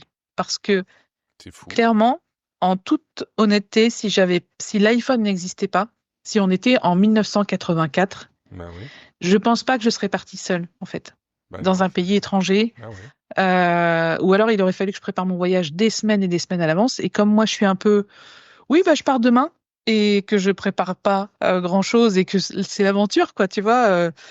Je me suis dit, en fait, tant que j'ai mon iPhone ou mon Mac, tant que j'ai une connexion et des applis qui vont bien, je ne peux pas me perdre, je ne peux pas mourir de faim, je ne peux pas mourir de soif, je ne peux pas tomber en panne de carburant, d'électricité, parce que quand on voyage en van, il y a une intendance assez importante. C'est quelque chose que les van-lifers partagent pas trop, mais quand tu voyages en van, tu passes au moins 1 heure par jour, voire plus, à ranger ton van, parce que entre la nuit et le jour, tu dois déplier ton lit, tu dois secouer tes couettes, tes oreillers, tu dois aller chercher de l'eau, tu dois prendre ta douche. Enfin, tout ça, ça prend du temps et ça occupe bien la journée. Et puis, il y a un moment aussi, il faut que tu trouves un supermarché, il faut que tu trouves une station essence. Et quand tu traverses un pays ou que tu voyages dans un pays, tu peux pas te dire, oh c'est bon, il me reste 300 km de gasoil d'autonomie, je vais bien trouver un truc sur la route. Tu peux pas faire ça. On essaie de moins improviser ces trucs-là, effectivement. Ouais. Voilà, en fait, il faut quand même se sécuriser. Il faut savoir où tu vas dormir. Il faut savoir est-ce que tu vas traverser des régions où ton GPS il va encore capter. Enfin, il y a plein de choses en fait auxquelles il faut penser. Et l'iPhone, en fait, il y a tout. J'ai trouvé ça quand j'ai voyagé, j'ai trouvé ça incroyable à quel point cet outil il est formidable, mais dans plein de situations. Un premier exemple, moi, j'ai utilisé que l'application Plan J'ai fait 3000, 4000 kilomètres. J'ai pas utilisé Waze, j'ai pas utilisé Google Maps. Je me suis dit, je teste plan Dans dans la vraie tous vie. les cas de Ben figure. oui, Dans ben la oui. vraie Ben vie, ouais. voilà, sur 3000, 4000 kilomètres. Et ce que j'ai fait avant de passer la frontière, parce qu'il faut savoir que le forfait 4G ou 5G que vous avez, enfin le forfait de data que vous avez en France, il n'est pas utilisable à 100% à l'étranger. Donc il faut euh, télécharger, on va dire, le maximum de choses que vous pouvez avant de passer la frontière. Ouais. En mode offline, alors des podcasts, des cartes, des Voilà, c'est ça. papiers, tes notes, des trucs comme ça, là. C'est ça. Et donc dans l'application Plan, quand vous dézoomez, vous pouvez télécharger la carte d'une zone. Donc moi, je savais que j'allais rester à la moitié nord de l'Espagne, donc j'ai tracé un rectangle super grand et j'ai téléchargé la carte dans l'application Plan. Ça prend 2-3 gigaoctets, donc faut aussi avoir un peu de place sur son téléphone. Et ça m'a rassurée parce que je me suis dit, même si je suis même si j'ai pas de réseau, même si je suis dans un trou perdu, même si, en fait, j'ai la carte. Mm. C'est comme avoir la carte dans ta boîte à gants, comme quand on voyait avec nos parents, ils sortaient la carte comme ça. Bon, là, quand tu roules tout seul, c'est quand même mieux d'avoir un iPhone avec une application que d'avoir une carte, mais ça fait partie du voyage. Mais là, déjà, tu te dis, ce problème potentiel qui Derrière nous. peut arriver, c'est réglé. Tu as ta carte avec toi, tu peux pas te perdre, tu peux pas arriver dans des endroits où la route a changé, où t'es pas au courant, ou j'en sais rien. Bien sûr, l'idéal, c'est de télécharger la carte quelques jours avant de passer la frontière ou le jour avant de passer la frontière pour avoir une carte récente. Si vous avez une carte que vous avez téléchargée il y a un an, il y a beaucoup de chances que tel carrefour, ça soit devenu un rond-point et que du coup, vous ayez quelques surprises. Donc, voilà. Déjà, dans l'application Plan, télécharger la carte, ça a super bien marché. Euh, donc, pour la route, zéro problème. Tous les endroits que j'ai voulu visiter, toutes les routes que j'ai prises. Bon, je me suis perdue à un endroit, mais c'était de ma faute. Donc, je me suis dit, ouais, je vais y aller par là. Et en fait, fallait pas. Donc, bon, c'est pas grave, ça fait partie du voyage et ça fait des bons souvenirs. Il y a un truc aussi très important dans le fait de télécharger les données avant de partir, c'est tout ce que vous allez faire comme activité lorsque vous êtes posé, c'est-à-dire regarder une série, un film. Ouais, c'est vrai. Euh, Ouais, donc moi, avant de partir de chez moi, donc en Wi-Fi, j'avais téléchargé, je me souviens, je regardais la série Stargate SG1 à ce moment-là, et donc j'avais téléchargé 3 saisons. Comme ça, je me suis dit, j'ai largement de quoi faire pour les 3 semaines où je pars. J'avais téléchargé quelques films en me disant, j'en ai marre de ma série, je regarderai des films. Et puis, j'avais quelques jeux aussi qui fonctionnent hors ligne. C'est ça Donc, aussi, ouais, parce qu'ils fonctionnent pas tous tout le temps en ligne, on pense, mais ça utilise un peu de ouais. data pour démarrer, des trucs comme ça. Est-ce que je fais un aparté, hein, si vous êtes abonné à YouTube Premium, vous pouvez, dans l'application YouTube, télécharger les vidéos YouTube d'avance aussi, hein, en passant. Alors non, j'ai pas fait parce que non, je me suis dit en fait déjà je vais essayer de pas faire trop d'écran. Je Ouais. travaillais hein, bien sûr pendant mon voyage, je travaillais tous les matins. J'étais pas en vacances, hein, j'étais pas 100% en vacances. On va dire que j'ai aménagé un peu mon emploi du temps pour travailler moins qu'à la maison, mais je travaillais tous les jours.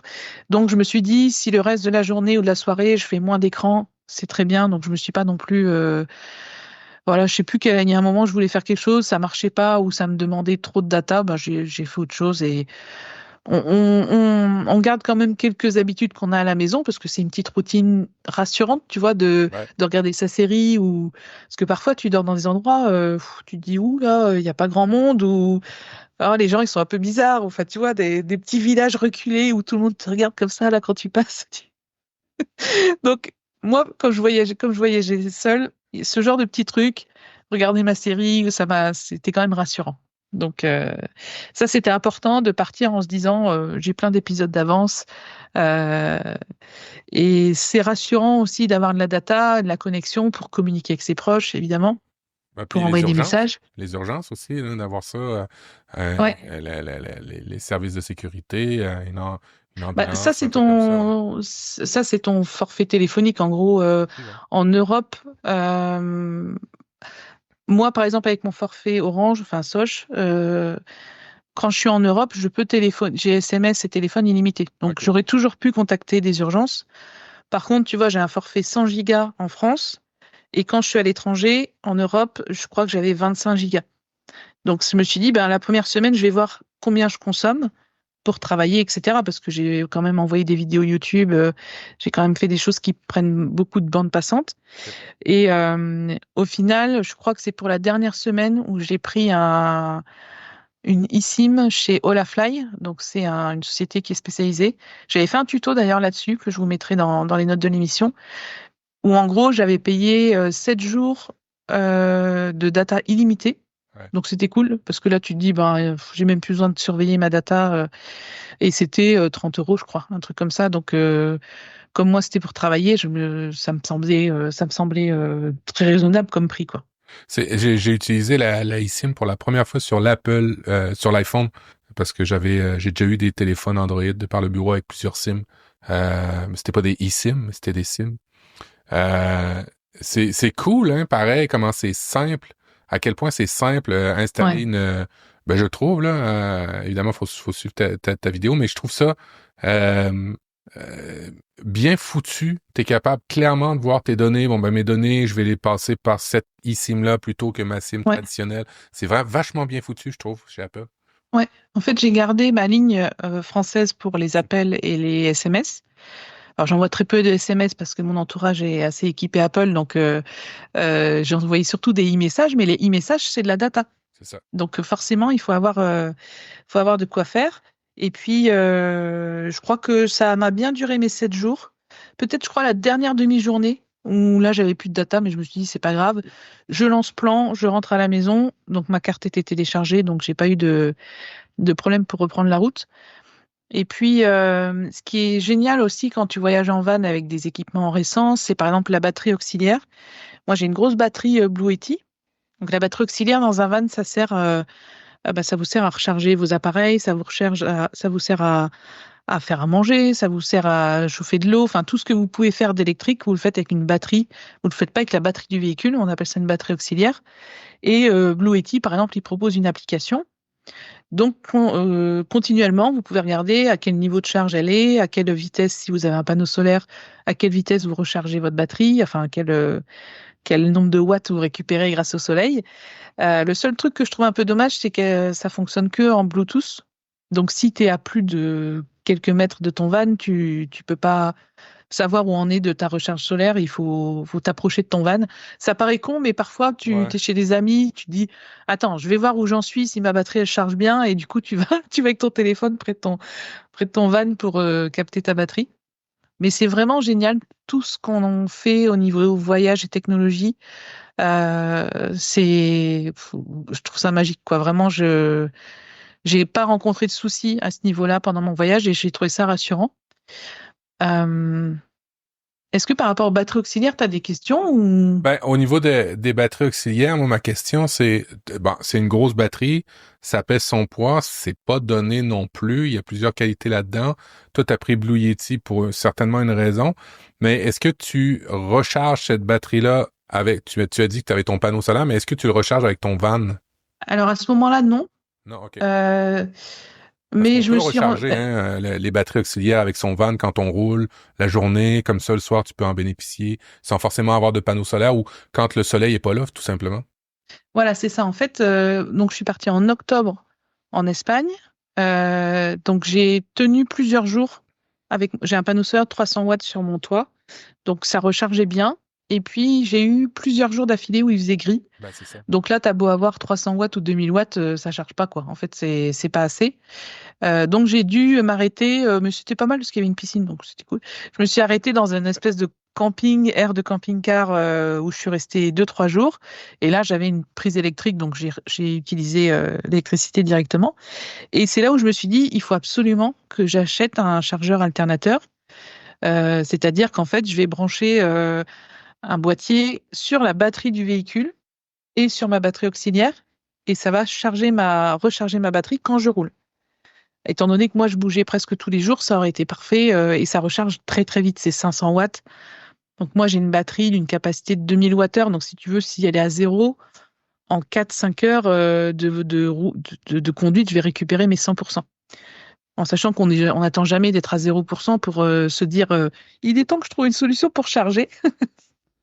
Donc, j'ai acheté, ça y est, j'ai acheté le chargeur alternateur de chez Blue Yeti pour l'installer.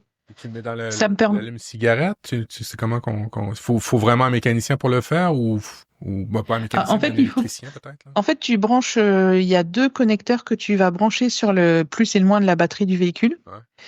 Et après, tu as un gros fil, un gros câble qui va aller jusqu'à un boîtier qui va gérer, lui, la charge.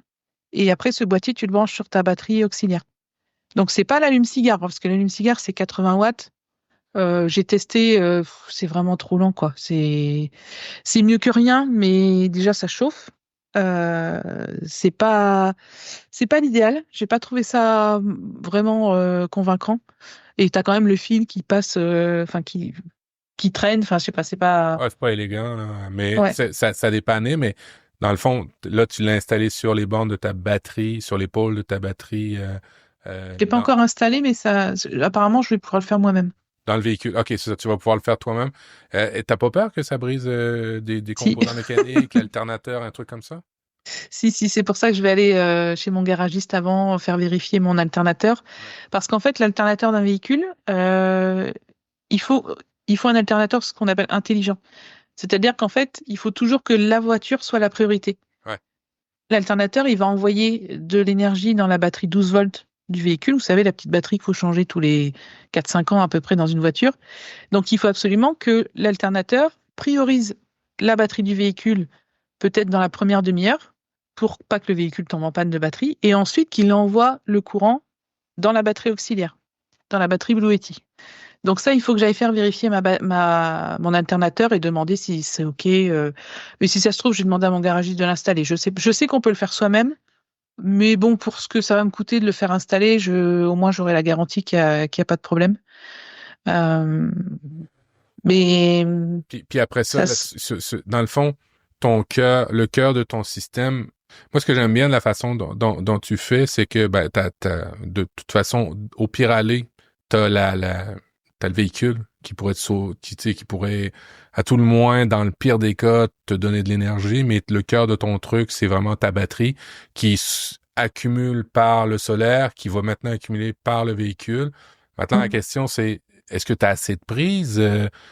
Tu suis ta consommation avec ton téléphone. Si tu veux te faire bouffer du thé, c'est bien, mais la bouilloire, elle doit consommer incroyablement. Alors, après ça, c'est tous les composants que tu dois acheter en conséquence, j'imagine, ou les composants de la maison, ça fait aussi bien, ou... Alors non, parce qu'en fait, si tu veux, moi j'ai une bouilloire qui chauffe enfin qui prend 500 watts par heure. Donc par exemple, ma batterie Blue Yeti, elle fait 2000 Wh. Ça veut dire que je pourrais faire voilà 4 heures où ma bouilloire pourrait fonctionner, mais au bout de 4 heures, elle va vider complètement ma batterie.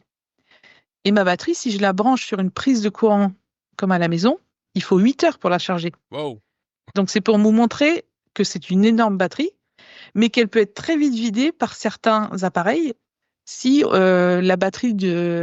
si ma batterie est pleine et que je me fais un thé, ça va me prendre 1%, on va dire. Donc, faut pas te faire du thé 10 fois par jour parce qu'il vaut mieux faire un thermos. Il y a des petits trucs comme ça. Tu fais chauffer une fois de l'eau pour ta journée, tu mets dans un thermos et c'est bon. Les buveurs de thé sont des gros consommateurs de batterie. Il Et faut le les dire. Anglais. Et les Anglais. Ouais. Et les Anglais, ouais. Et en fait, voilà, j'ai une petite plaque de cuisson à induction, mais pareil, c'est 800 watts, alors que celle de ta maison, ça va être 3000 watts plus. La bouilloire, c'est pareil, la bouilloire de ta maison, c'est 2000 watts. Tu n'utilises pas ça dans un van. Ou alors, moi, je l'ai fait là, quand je suis partie en Espagne, mais c'était parce que je me faisais un café par jour et que j'avais pas eu le temps d'acheter une bouilloire spécialement pour mon van, donc j'ai pris celle de la maison. Et voilà. Et après, les autres appareils que tu utilises, bah, par exemple, les lampes, ça va être des lampes que tu recharges en USB-C, donc ça consomme pas grand-chose. Et puis, une fois qu'elles sont chargées, ça dure plusieurs semaines. Il y a vraiment un univers de la van life qui est accessible. Par contre, c'est souvent très cher. Donc, moi, j'ai pris un peu des chemins autres. Je m'en fous un peu d'avoir telle marque ou tel produit ou voilà, la petite plaque de cuisson que j'ai achetée, en fait, c'est une plaque pour les showrooms, tu sais, pour les démonstrations, pour maintenir au chaud. C'est pour ça que c'est que 800 watts, parce qu'en fait, ils n'ont pas besoin de beaucoup de puissance, mais ça suffit pour te faire à manger, et puis ça, voilà, parce que 800 watts, tu te fais pas un pot-au-feu, en fait, c'est pas possible. Tu te fais pas un truc qui va mijoter 2 heures, parce que là, t'as plus de batterie. Une raclette. Voilà, tu te fais des œufs. Moi, je me suis fait beaucoup d'œufs, des œufs brouillés ou tout ça. Donc, c'était largement suffisant. La consommation d'énergie et d'eau, c'est vraiment une priorité quand tu voyages en van. Donc, c'est mieux d'avoir en effet des accessoires et des composants qui sont le moins énergivores possible. J'ai écouté des sportifs qui ont fait la traversée du Canada à la course. Euh, il avait fait en vélo, puis il y en a d'autres qui ont fait à la course. Puis le gars, il dit, mais c'était quoi le plus gros de tous les enjeux que vous avez rencontrés? Il dit, c'est la gestion de l'eau. Mm. La gestion de l'eau, alors, en van, tu confirmes aussi, on pense qu'on est dans des pays où il y a de l'eau partout, potable, tout va bien. Ben non. C'est pas aussi facile. Toi, dans ton cas, il y a la gestion de l'eau pour la boire, mais après ça, la gestion de l'eau aussi pour la vider. Tu sais, tu fais ta vaisselle, ben, c'est compliqué aussi, là. Oui, c'est ça en fait. Donc moi, je suis partie. Alors évidemment, enfin, à la maison, je bois de l'eau du robinet. Par contre, en Espagne, j'ai bu de l'eau en bouteille parce qu'il y a des régions où l'eau, elle sent tellement le chlore que tu te dis, Allez, elle doit pas être très bonne. Ouais, non, ils doivent vraiment bastonner sur l'eau de Javel parce que, enfin, sur le chlore parce que. Mais en vrai, non, tu bois pas en Espagne, tu bois pas partout de l'eau du robinet. Je pense que la France, c'est un des rares pays où vraiment l'eau du robinet est bonne partout. Enfin, j'espère. Donc moi, je buvais de l'eau en bouteille, en effet. Alors je sais qu'il existe des carafes filtrantes et tout, mais ouais. moi, je vis pas à l'année dans mon van. Donc si pendant 3 semaines dans mon voyage, je bois de l'eau en bouteille, je me le pardonne. Hein, c'est pas une catastrophe écologique. Donc je fais comme ça pour l'instant. Alors après, bien sûr, tu as besoin d'eau pour te doucher. Donc c'est 4 litres hein, quand tu te laves les cheveux. Voilà, 4 litres, déjà tu fais une douche économe. 3-4 litres. Donc il te faut aussi stocker cette eau-là parce que tu vas pas forcément t'arrêter toujours à un endroit où il y a de l'eau courante et gratuite. Ouais. Et puis oui, après tu as l'eau pour te brosser les dents, pour faire ta vaisselle. Donc moi j'ai un petit évier avec un bac. Il y a 2 bacs en fait, eau propre et eau usée. Donc c'est 5 litres. Et 5 litres, quand tu voyages en van, moi, ça me durait peut-être 3-4 jours, quoi. J'étais assez économe en eau. Je faisais attention pour pas devoir m'arrêter trop souvent dans des endroits où il fallait absolument qu'il y ait de l'eau. Est-ce que tu as ces douches, ces douchettes que je vois souvent, des van lifers, c'est une espèce de grosse poche en plastique dans le fond, qui chauffe grâce au soleil, puis en même temps, tu le mets en hauteur de ton van, puis par gravité, dans le fond, ça devient ta douche aussi en même temps. Est-ce que tu as ce genre de truc-là, toi? Alors, j'ai une douche solaire que j'ai achetée chez Decathlon. Donc, en gros, comme une bonbonne que tu remplis d'eau, qui est toute noire et tu la laisses au soleil. Et en effet, ton eau, elle chauffe. Par contre, ça marche 2 mois de l'année quand il fait 40. Hein, parce que sinon, l'eau, elle chauffe pas. Faut pas rêver. Quoi? En ce Là, au moment, mois pendant le d'octobre, verglas, ça va pas chauffer mon eau, Audrey? non, t'auras un gros glaçon. Non, là, même en Espagne, alors il faisait Ouais, 20, 25 degrés, ça chauffait pas. Donc, je me suis habituée aux douches froides. Hein, c'était pas dramatique pour moi.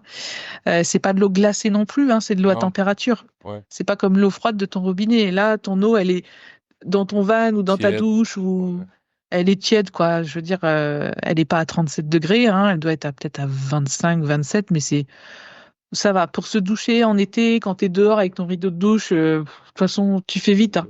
Tu traînes pas. C'est ça, t'as pas besoin de... Tu vas pas prendre un bain avec des chandelles pendant 3 heures non plus. T'as vraiment C'est besoin de ça. faire l'essentiel, certaines parties, puis pouf, pouf, pouf, c'est correct. Hein. Ouais. Et donc, en fait, donc moi, je l'accroche pas en haut. En fait, il y a un petit système de pompe. Oui. Donc, tu pompes, ta bonbonne, elle devient toute dure. Et après, bah, avec l'air que tu as envoyé, ça t'envoie de la pression dans ta douchette. Alors, j'ai bien aimé ce système-là, sauf que cette douche-là, elle prend quand même beaucoup de place. C'est-à-dire que quand elle est vide, Transport du vide, parce qu'elle prend l'espace du contenant. voilà. Donc là, j'ai changé de point de vue là-dessus. Je vais vraiment mettre un jerrycan d'eau qui serait caché dans mon van avec une pompe. En fait, ils font des douchettes avec pompe électrique. Ouais, Donc, tu plonges ta pompe dans ton jerrycan et ça, tu la mets en route et puis ça y est, tu te douches. T'as pas besoin de pomper manuellement OK. Et si t'as un jerrycan d'eau de 30 litres ou 40 litres, en fait, ça te fait plein de douches, quoi. Donc, je suis partie là-dessus. Et c'est ça que j'ai acheté au Black Friday. J'ai acheté ma douche, ma pompe douchette, là. C'est Flex Trail, la marque, je crois. Et de tout ce que j'ai vu, c'était la solution la plus simple, rechargeable en USB. Donc, génial. Ça Moi, va bien. j'ai pris tout USB-C, en fait, comme ça, avec un câble. Je recharge mes lampes, ma douchette, L'iPad. l'iPad, le Mac, l'iPhone, voilà, comme ça, je simplifie. Et oui, mais la douche, c'est toute une histoire, hein, tu sais, c'est une des questions fondamentales où tu te dis, bon, où est-ce que je vais prendre ma douche? Alors là, j'ai atteint le niveau 3 de l'odeur du Van Lifer, donc il faut vraiment que je prenne une douche. Ok, ouais, Tu ouais, sais, ouais, c'est vraiment bon. tu remplis des trucs. Alors là, je suis au niveau 3. Je Mais commence à sentir. tu vois, j'aurais pensé que c'était le niveau le plus important, c'est d'aller aux toilettes. C'est les WC, là. Oui, j'ai des petites toilettes dans mon van. C'est des toilettes écologiques. Alors, c'est pas des toilettes sèches. C'est pas avec des C'est trop copeaux, des boulot. trucs comme ça, ouais. Non. Non, parce que pareil, les copeaux, faut les mettre quelque part. Donc, ça Ah, prend une place. Moi, j'ai un petit van, hein. Vraiment, j'ai un T5 Volkswagen. Donc, c'est petit, hein. Dans la van life, c'est ce qui se fait de plus petit. Donc, en fait, c'est trop boulot. C'est une société, je crois que c'est anglais. Et je trouve ça génial parce qu'en fait, on va rentrer dans des détails un peu. bah oui, on est des Allons-y, humains. allons-y. On est des humains. On est des humains avec des besoins naturels. Euh, donc, en fait, vous avez un petit toilette avec à séparation. Donc, vous avez à l'avant Le euh, liquide. un espèce d'entonnoir, ouais, où vous allez faire pipi et ça va remplir un petit bidon. Je crois que c'est 3 litres. Et donc, ça, c'est pour les pipis. Donc, c'est génial. Parce qu'il y a un retour anti-odeur et tout, il n'y a vraiment pas de problème de ce côté-là. Et à l'arrière, en fait, vous allez mettre un petit sac plastique dans un bac, vous allez faire ce que vous avez à faire, et quand vous avez fini, vous jetez votre petit sac, pas dans la nature, bien évidemment, dans des poubelles, et ça évite d'avoir des copeaux, ça évite d'avoir un truc où des odeurs peuvent se développer, etc. C'est Ouais. au niveau hygiène, c'est nickel, et c'est trop Bolo qui fait ça. Pareil, je pourrais vous mettre les liens dans la note de l'émission. Franchement, de tout ce que j'ai essayé comme toilette dans la van life, parce que, enfin, j'en ai essayé des toilettes sèches avec copeaux dans un ancien van qu'on avait. C'est compliqué parce qu'en fait, c'est trop grand, c'est trop lourd. Après, il faut le vider. Enfin, t'as pas d'endroit prévu pour ça. Les toilettes chimiques, ben moi, c'était non. Parce qu'en fait, c'est beaucoup de produits, ça pollue beaucoup. Et en fait, en plus, tu peux les vider que dans des endroits spécialisés. Alors que là, en fait, ton petit bidon d'urine, bah, tu vas dans les toilettes publiques et tu le vides, quoi. Et tu tires la chasse d'eau, c'est simple. C'est simple. Donc, ça, pas de problème. Oui, et avoir des toilettes dans ton van, c'est la priorité. Je te confirme, avant la douche, avant de pouvoir faire à manger, Ça me semble que oui. ouais, parce que faire pipi dans les bois, à un moment, ça suffit, quoi. Mais je me dis, tu vois, moi je suis un peu demeuré. Quand je décide d'aller me promener où il y aura pas de toilette, c'est toujours le bon moment où je me dis, ah, je vais me prendre un gros café Starbucks d'à peu près 2 litres et on est bon. Alors, j'imagine que tu fais plus attention que moi. Ah non, ah Non, non, même non, pas, parce que ok. quand t'as tes toilettes avec toi, tu t'en fiches, en fait, c'est comme à la maison. On ouvre des bières. Go. Ouais, alors moi je bois pas d'alcool, mais je bois du café, je bois du thé, je bois de l'eau, je bois tout ce que je veux et en fait, bah, il suffit de fermer tes portes et de faire pipi et puis voilà, c'est tout quoi. Voilà. C'est vraiment génial ce système. On se soucie pas, t'as pas ce souci-là, t'as la technologie qui va bien pour pouvoir répondre à tes besoins n'importe quand. T'as pas besoin de te soucier de ça, tout simplement. Ouais, c'est très confortable. C'est vraiment confortable enfin tous ceux qui ont déjà fait, même en voiture, tu fais des road trips en voiture, la pause pipi c'est plus compliqué quoi. Parce que si tu prends pas l'autoroute où tu as des stations tous les 20 km, 30 km, bah, tu es obligé de t'arrêter dans des cafés, tu es obligé de t'arrêter. Enfin, en tant que fille, c'est compliqué. Autant les garçons, bah, on voit, ils font pipi où ils veulent. Les filles, c'est un peu plus compliqué.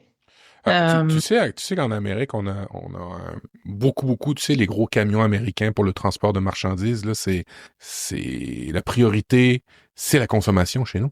Et c'est tellement la consommation que les conducteurs de camions, pour certains, ont carrément la toilette en dessous du siège ou aussi des couches. ah ouais. Ah waouh. T'imagines? Mais là, t'es pas rendu là, tu peux t'arrêter au moins. C'est bien. Ah bah oui, oui, oui, c'est sûr. Puis attends, moi, mon boulot, c'est pas de transporter des choses, hein. C'est Non, vrai non. que, mais je pense que beaucoup de camionneurs, même en France, ont ce genre de toilette. Parce que déjà, je le rappelle, en France, normalement, on n'a pas le droit d'uriner sur les lieux publics. C'est interdit. En France? Normalement. Eh oui, En France? eh oui. On n'a pas le Mais droit? aucun homme ne respecte ça, hein. Je veux dire, Ben non, quand le dernier voyage que j'ai fait, ça sentait pas ça. c'est horrible. Ouais, dans les villes, c'est horrible. Et il faudrait vraiment que, mais on peut pas mettre un policier à tous les coins de rue. C'est aux hommes de se responsabiliser et de faire comme les filles, d'aller boire des cafés, d'être obligé d'aller dans des endroits pour faire pipi. C'est vrai que c'est dans les grosses villes, les odeurs, c'est vraiment À problématique. contrario, c'est le bordel en France quand tu veux trouver des toilettes publiques. J'étais avec des enfants à Paris, c'est compliqué. Oui, faut consommer. Ben oui, mais tu sais, je veux dire, ici à Québec, la ville de Québec, l'autre fois, en a expliqué qu'elle elle rajoutait des toilettes publiques pour les touristes. Alors, plus de touristes, plus de toilettes publiques. C'était un chiffre qui respectait. Tu vois, on a eu le marché allemand de Noël. On avait des toilettes publiques partout extérieures. Même s'il faisait -20, on met des petites huches par-dessus qui les chauffent. Mhm. On met des chaufferettes dedans et on a quand même des toilettes. Alors, tu sais, je veux dire, c'est aussi la responsabilité des villes Ouais. tu sais, si les gens sont pas propres, c'est parce qu'à un moment donné, c'est compliqué à l'être. Tu comprends? Oui, oui, oui, bien sûr, mais les hommes qui font pipi dans la rue parce que c'est plus simple, comment font les femmes, en fait? Tu vois, il y a un moment, si nous, en tant que femmes, on arrive à ne pas uriner dans la rue, les hommes devraient y arriver aussi. Donc, je pense qu'il y a un laisser-aller bah, je fais ce que je veux, quoi. Je le dis clairement. Tu vois, je suis allée cet été à l'île de Bréa. Euh, donc, c'est une petite île, mais il y avait des toilettes partout. Et l'île Tu était vois? super propre. Ben voilà. Oui, oui, parce que c'était simple. C'était Voilà. pas, ça demandait pas de rentrer dans un café ou de trouver des toilettes publiques. Et en plus, moi, enfin, je vais pas dans les toilettes publiques, c'est horrible. C'est parce que c'est trop sale. Tu veux pas te choper un truc à chaque fois que tu fais pipi, c'est pas possible, quoi. Donc, tu vois, dans la van life, le fait d'avoir tes toilettes, tes petits robots dans ton van que tu nettoies à chaque fois que tu les vides et tout, et ben, c'est au niveau de l'hygiène, c'est parfait. Franchement, très bien.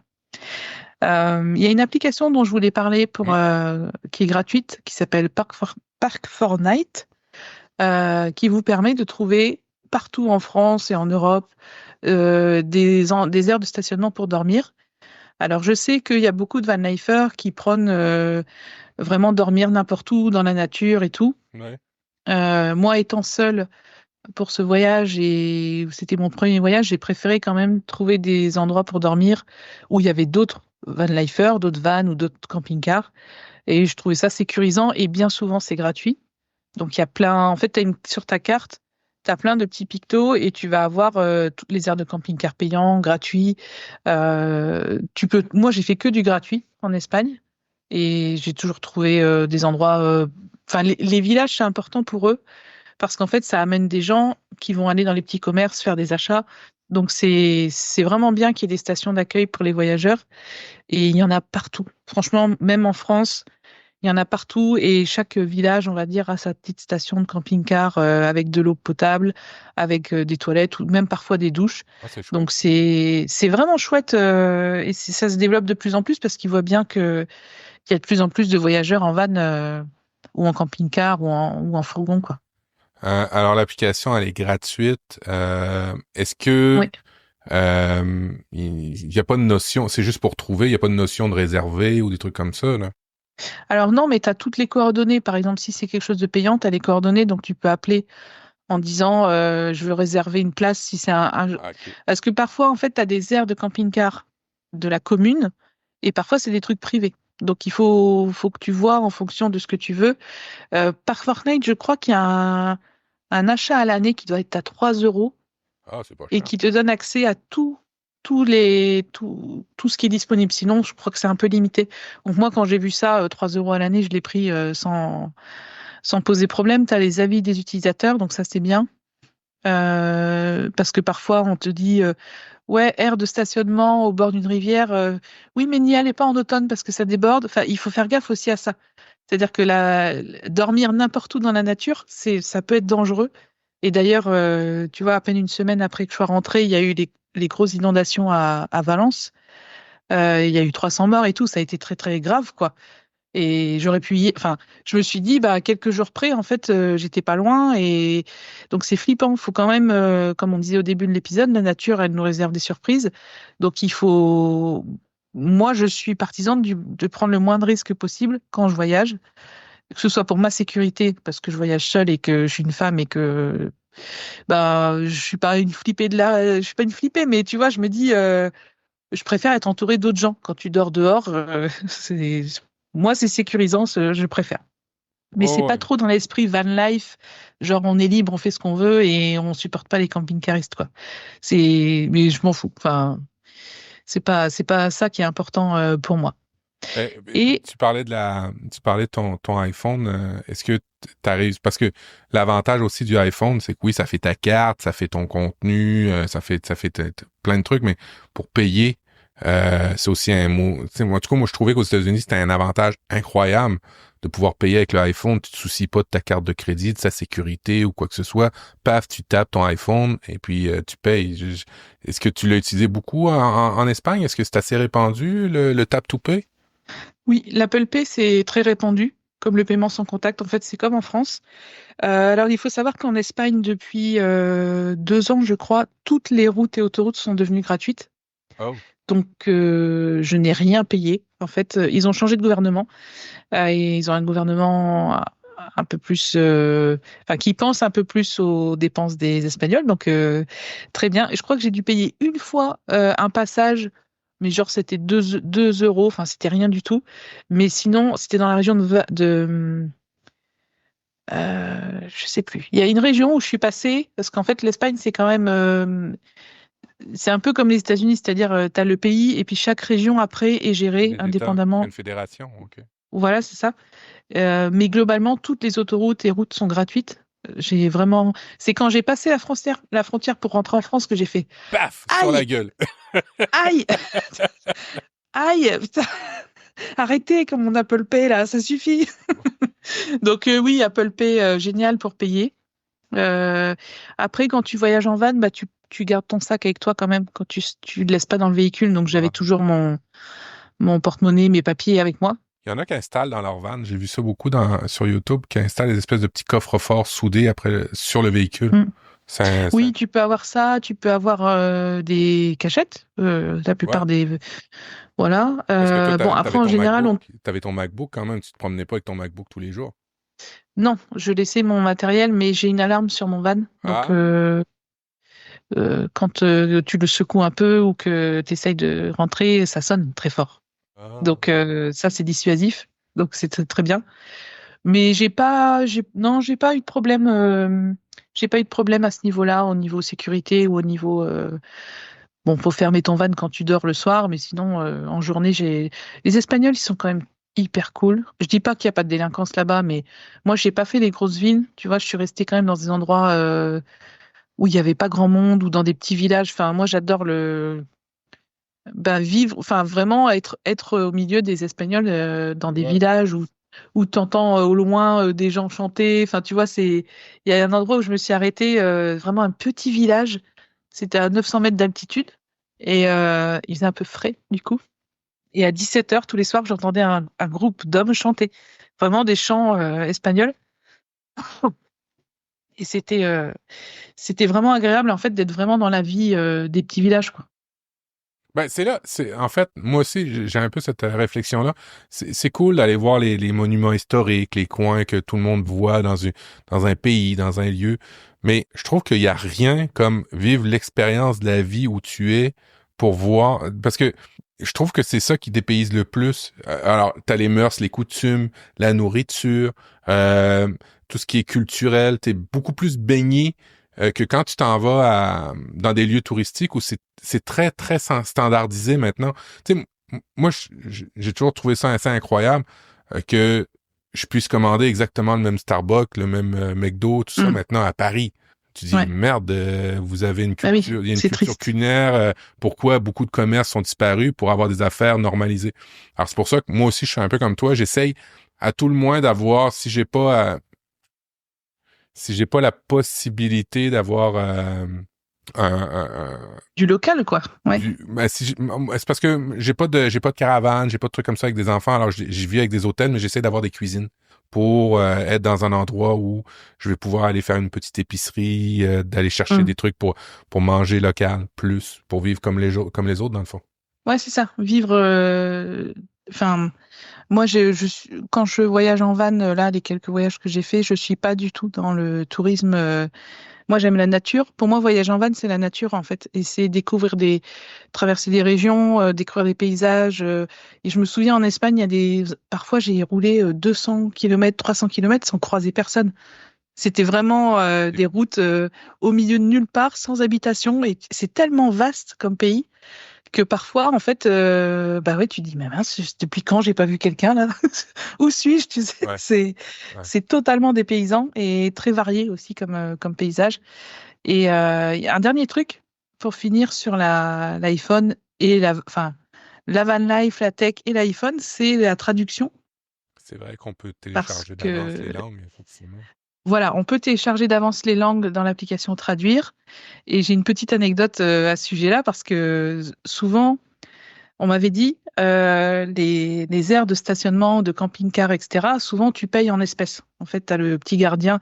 Si l'endroit est pas gratuit, tu vas payer 8 euros pour ta nuit. Et à ce moment-là, en fait, le gardien va te demander en espèces. Et moi, je suis partie sans espèces parce que avec Apple Pay, Ben non. j'ai plus trop de liquide, quoi, tu vois. Bon. Et en fait, un jour, je retire de l'argent et j'avais un billet de 50 euros, donc je me suis dit, il faut que je fasse de la monnaie. Nous, en France, on dit faire de la monnaie, tu vois. Donc, je vais acheter un truc dans une épicerie dont j'avais besoin, bien sûr, et je demande, j'avais regardé dans l'application Traduire, pouvez-vous me rendre de la monnaie? Et la fille, elle comprenait pas, donc c'était monedas. Le mot, c'était monedas. Et la caissière, elle a dû me prendre pour une idiote parce que forcément, je lui donne de l'espèce et je lui dis, est-ce que vous pouvez me rendre de l'espèce? Forcément, tu vois, elle allait pas me rendre une carte. Enfin, c'était idiot. T'as Et en répondu, fait, ben, est-ce que tu c'était peux me rendre mon produit? non, en fait, elle m'a rendu de la monnaie, mais elle m'a rendu des billets. Donc, c'est pas ça. Moi, je voulais des pièces. Je voulais vraiment avoir un petit stock de pièces, en fait, Ouais. 2 euros, 1 euro, etc. Donc, elle a un peu rigolé, elle comprenait pas. Donc, je me suis dit, bon, c'est pas grave. Du coup, j'ai appelé une copine qui voyage souvent en Espagne et elle me dit, le mot, en fait, c'est du change. C'est pas de la monnaie, c'est du change. Et donc, c'était comme Ah, ok. Rio. Ok. Ouais, c'était comme Rio en espagnol qu'il fallait. Et donc, à partir du moment où tu demandes euh, puedes tener comme Rio. Et en fait, là, tu donnes 50 euros et on te rend bah, le maximum de pièces. Mais voilà, il y a des petits mots comme ça dans l'application Traduire qui marchaient pas bien. Et parce qu'il n'y a pas le contexte. Tu vois, c'est que de la traduction mot à mot. Alors que si tu demandes, parce que j'ai fait le test avec ChatGPT, Ah, quand tu lui j'allais le demandes, faire, ouais, vas-y. ouais, j'étais sûre, je te voyais déjà là. Donc je te devance un peu. Quand tu demandes, je suis en Espagne et je voudrais avoir qu'on me rende des pièces sur un billet, lui, il va te dire Cambrio parce qu'il contextualise ton besoin. T'as vu? Je parle bien de lui, tu vois, pour une fois. Ah, ouais, ouais, Donc voilà, mais les applications de traduction, c'est pas forcément. N'oubliez jamais le contexte dans lequel vous demandez quelque chose à l'application traduire. Même si ça marche bien, c'est pas forcément le bon mot. Parce qu'en fait, moi, si ça se trouve dans l'application traduire, si j'avais utilisé le mot change, c'était bon. Mais j'ai demandé est-ce que vous pouvez me rendre de la monnaie? Et là, bah, c'était pas compréhensible, quoi. Mais je pense qu'elle va évoluer cette application-là parce que normalement aujourd'hui, je vais pouvoir t'en dire plus, on devrait avoir les premières versions un petit peu plus évoluées de Apple Intelligence. Et puis c'est sûr qu'ils vont la faire évoluer. L'application de traduction, c'est du mot à mot, c'est pas très intelligent en 2024, pas ce à quoi on s'attend. Écoute, Audrey, Mm. moi je te propose de conserver parce que t'as plusieurs sujets. On va en faire des capsules à part, on va se les Ouais. garder pour d'autres moments, je pense. Oui, oui, déjà 1h40 d'enregistrement C'est et ça, je suppose que tu as une réunion c'est ça. qui arrive. Donc, et j'ai trop parlé. Non, ben Et non, ben c'est, non, ben non. Je pense que les auditeurs aiment ça. De toute façon, vous écoutez Apple différemment pour la partie différemment parce que c'est plus que pour le Apple. Et puis, on va terminer comme il faut, comme il se doit. On avait la partie pensée inspiration. J'ai pas trop le temps de la faire, mais en gros, t'avais un truc à nous partager rapidement, un épisode sur Disney+, je pense. Une série sur Disney Plus qui s'appelle Agatha All Along. C'est une série Marvel avec Agatha, enfin avec, pardon, j'ai noté, avec Catherine Hahn et Joey Locke. Donc Catherine Hahn, c'est une actrice que j'adore qui joue dans Bad Mom. Elle a souvent des rôles secondaires, mais là, elle a le rôle principal, donc j'étais contente. Et Joey Locke, c'est Charlie dans la série Heartstopper, si vous connaissez. Donc deux super acteurs dans Agatha All Along, une série Marvel sur Disney+. Je vous recommande ça pour Noël, là, c'est très bien. Et puis pour nous rejoindre, n'hésitez pas à aller dans les notes de cette présente émission. Il y aura tous les liens qui vont bien pour nous rejoindre un peu partout, que ce soit Audrey ou moi. On se retrouve mais assez rapidement. On va essayer d'enregistrer. Je t'en ai pas parlé, mais j'aimerais ça peut-être faire un réveillon à Apple différemment. On va s'en parler pour faire un truc Ah, ok. avec peut-être un rendez-vous live avec les auditeurs. On va s'en reparler. Ok, j'allais vous souhaiter un joyeux Noël et des bonnes fêtes de fin d'année, donc je vais quand même le faire. D'un coup C'est que ça marche peut-être, pas, là, tu fais bien. voilà, donc en tout cas, ouais, je pense Matt se joint à moi pour vous souhaiter de bonnes fêtes de fin d'année. Et on a plein de trucs pour 2025 et ça va être trop bien. Allez, on vous embrasse, on vous aime, on vous souhaite une belle fin d'année avec tout ce qui vous feront du bien. Allez, ciao, ciao. À bientôt. Hey.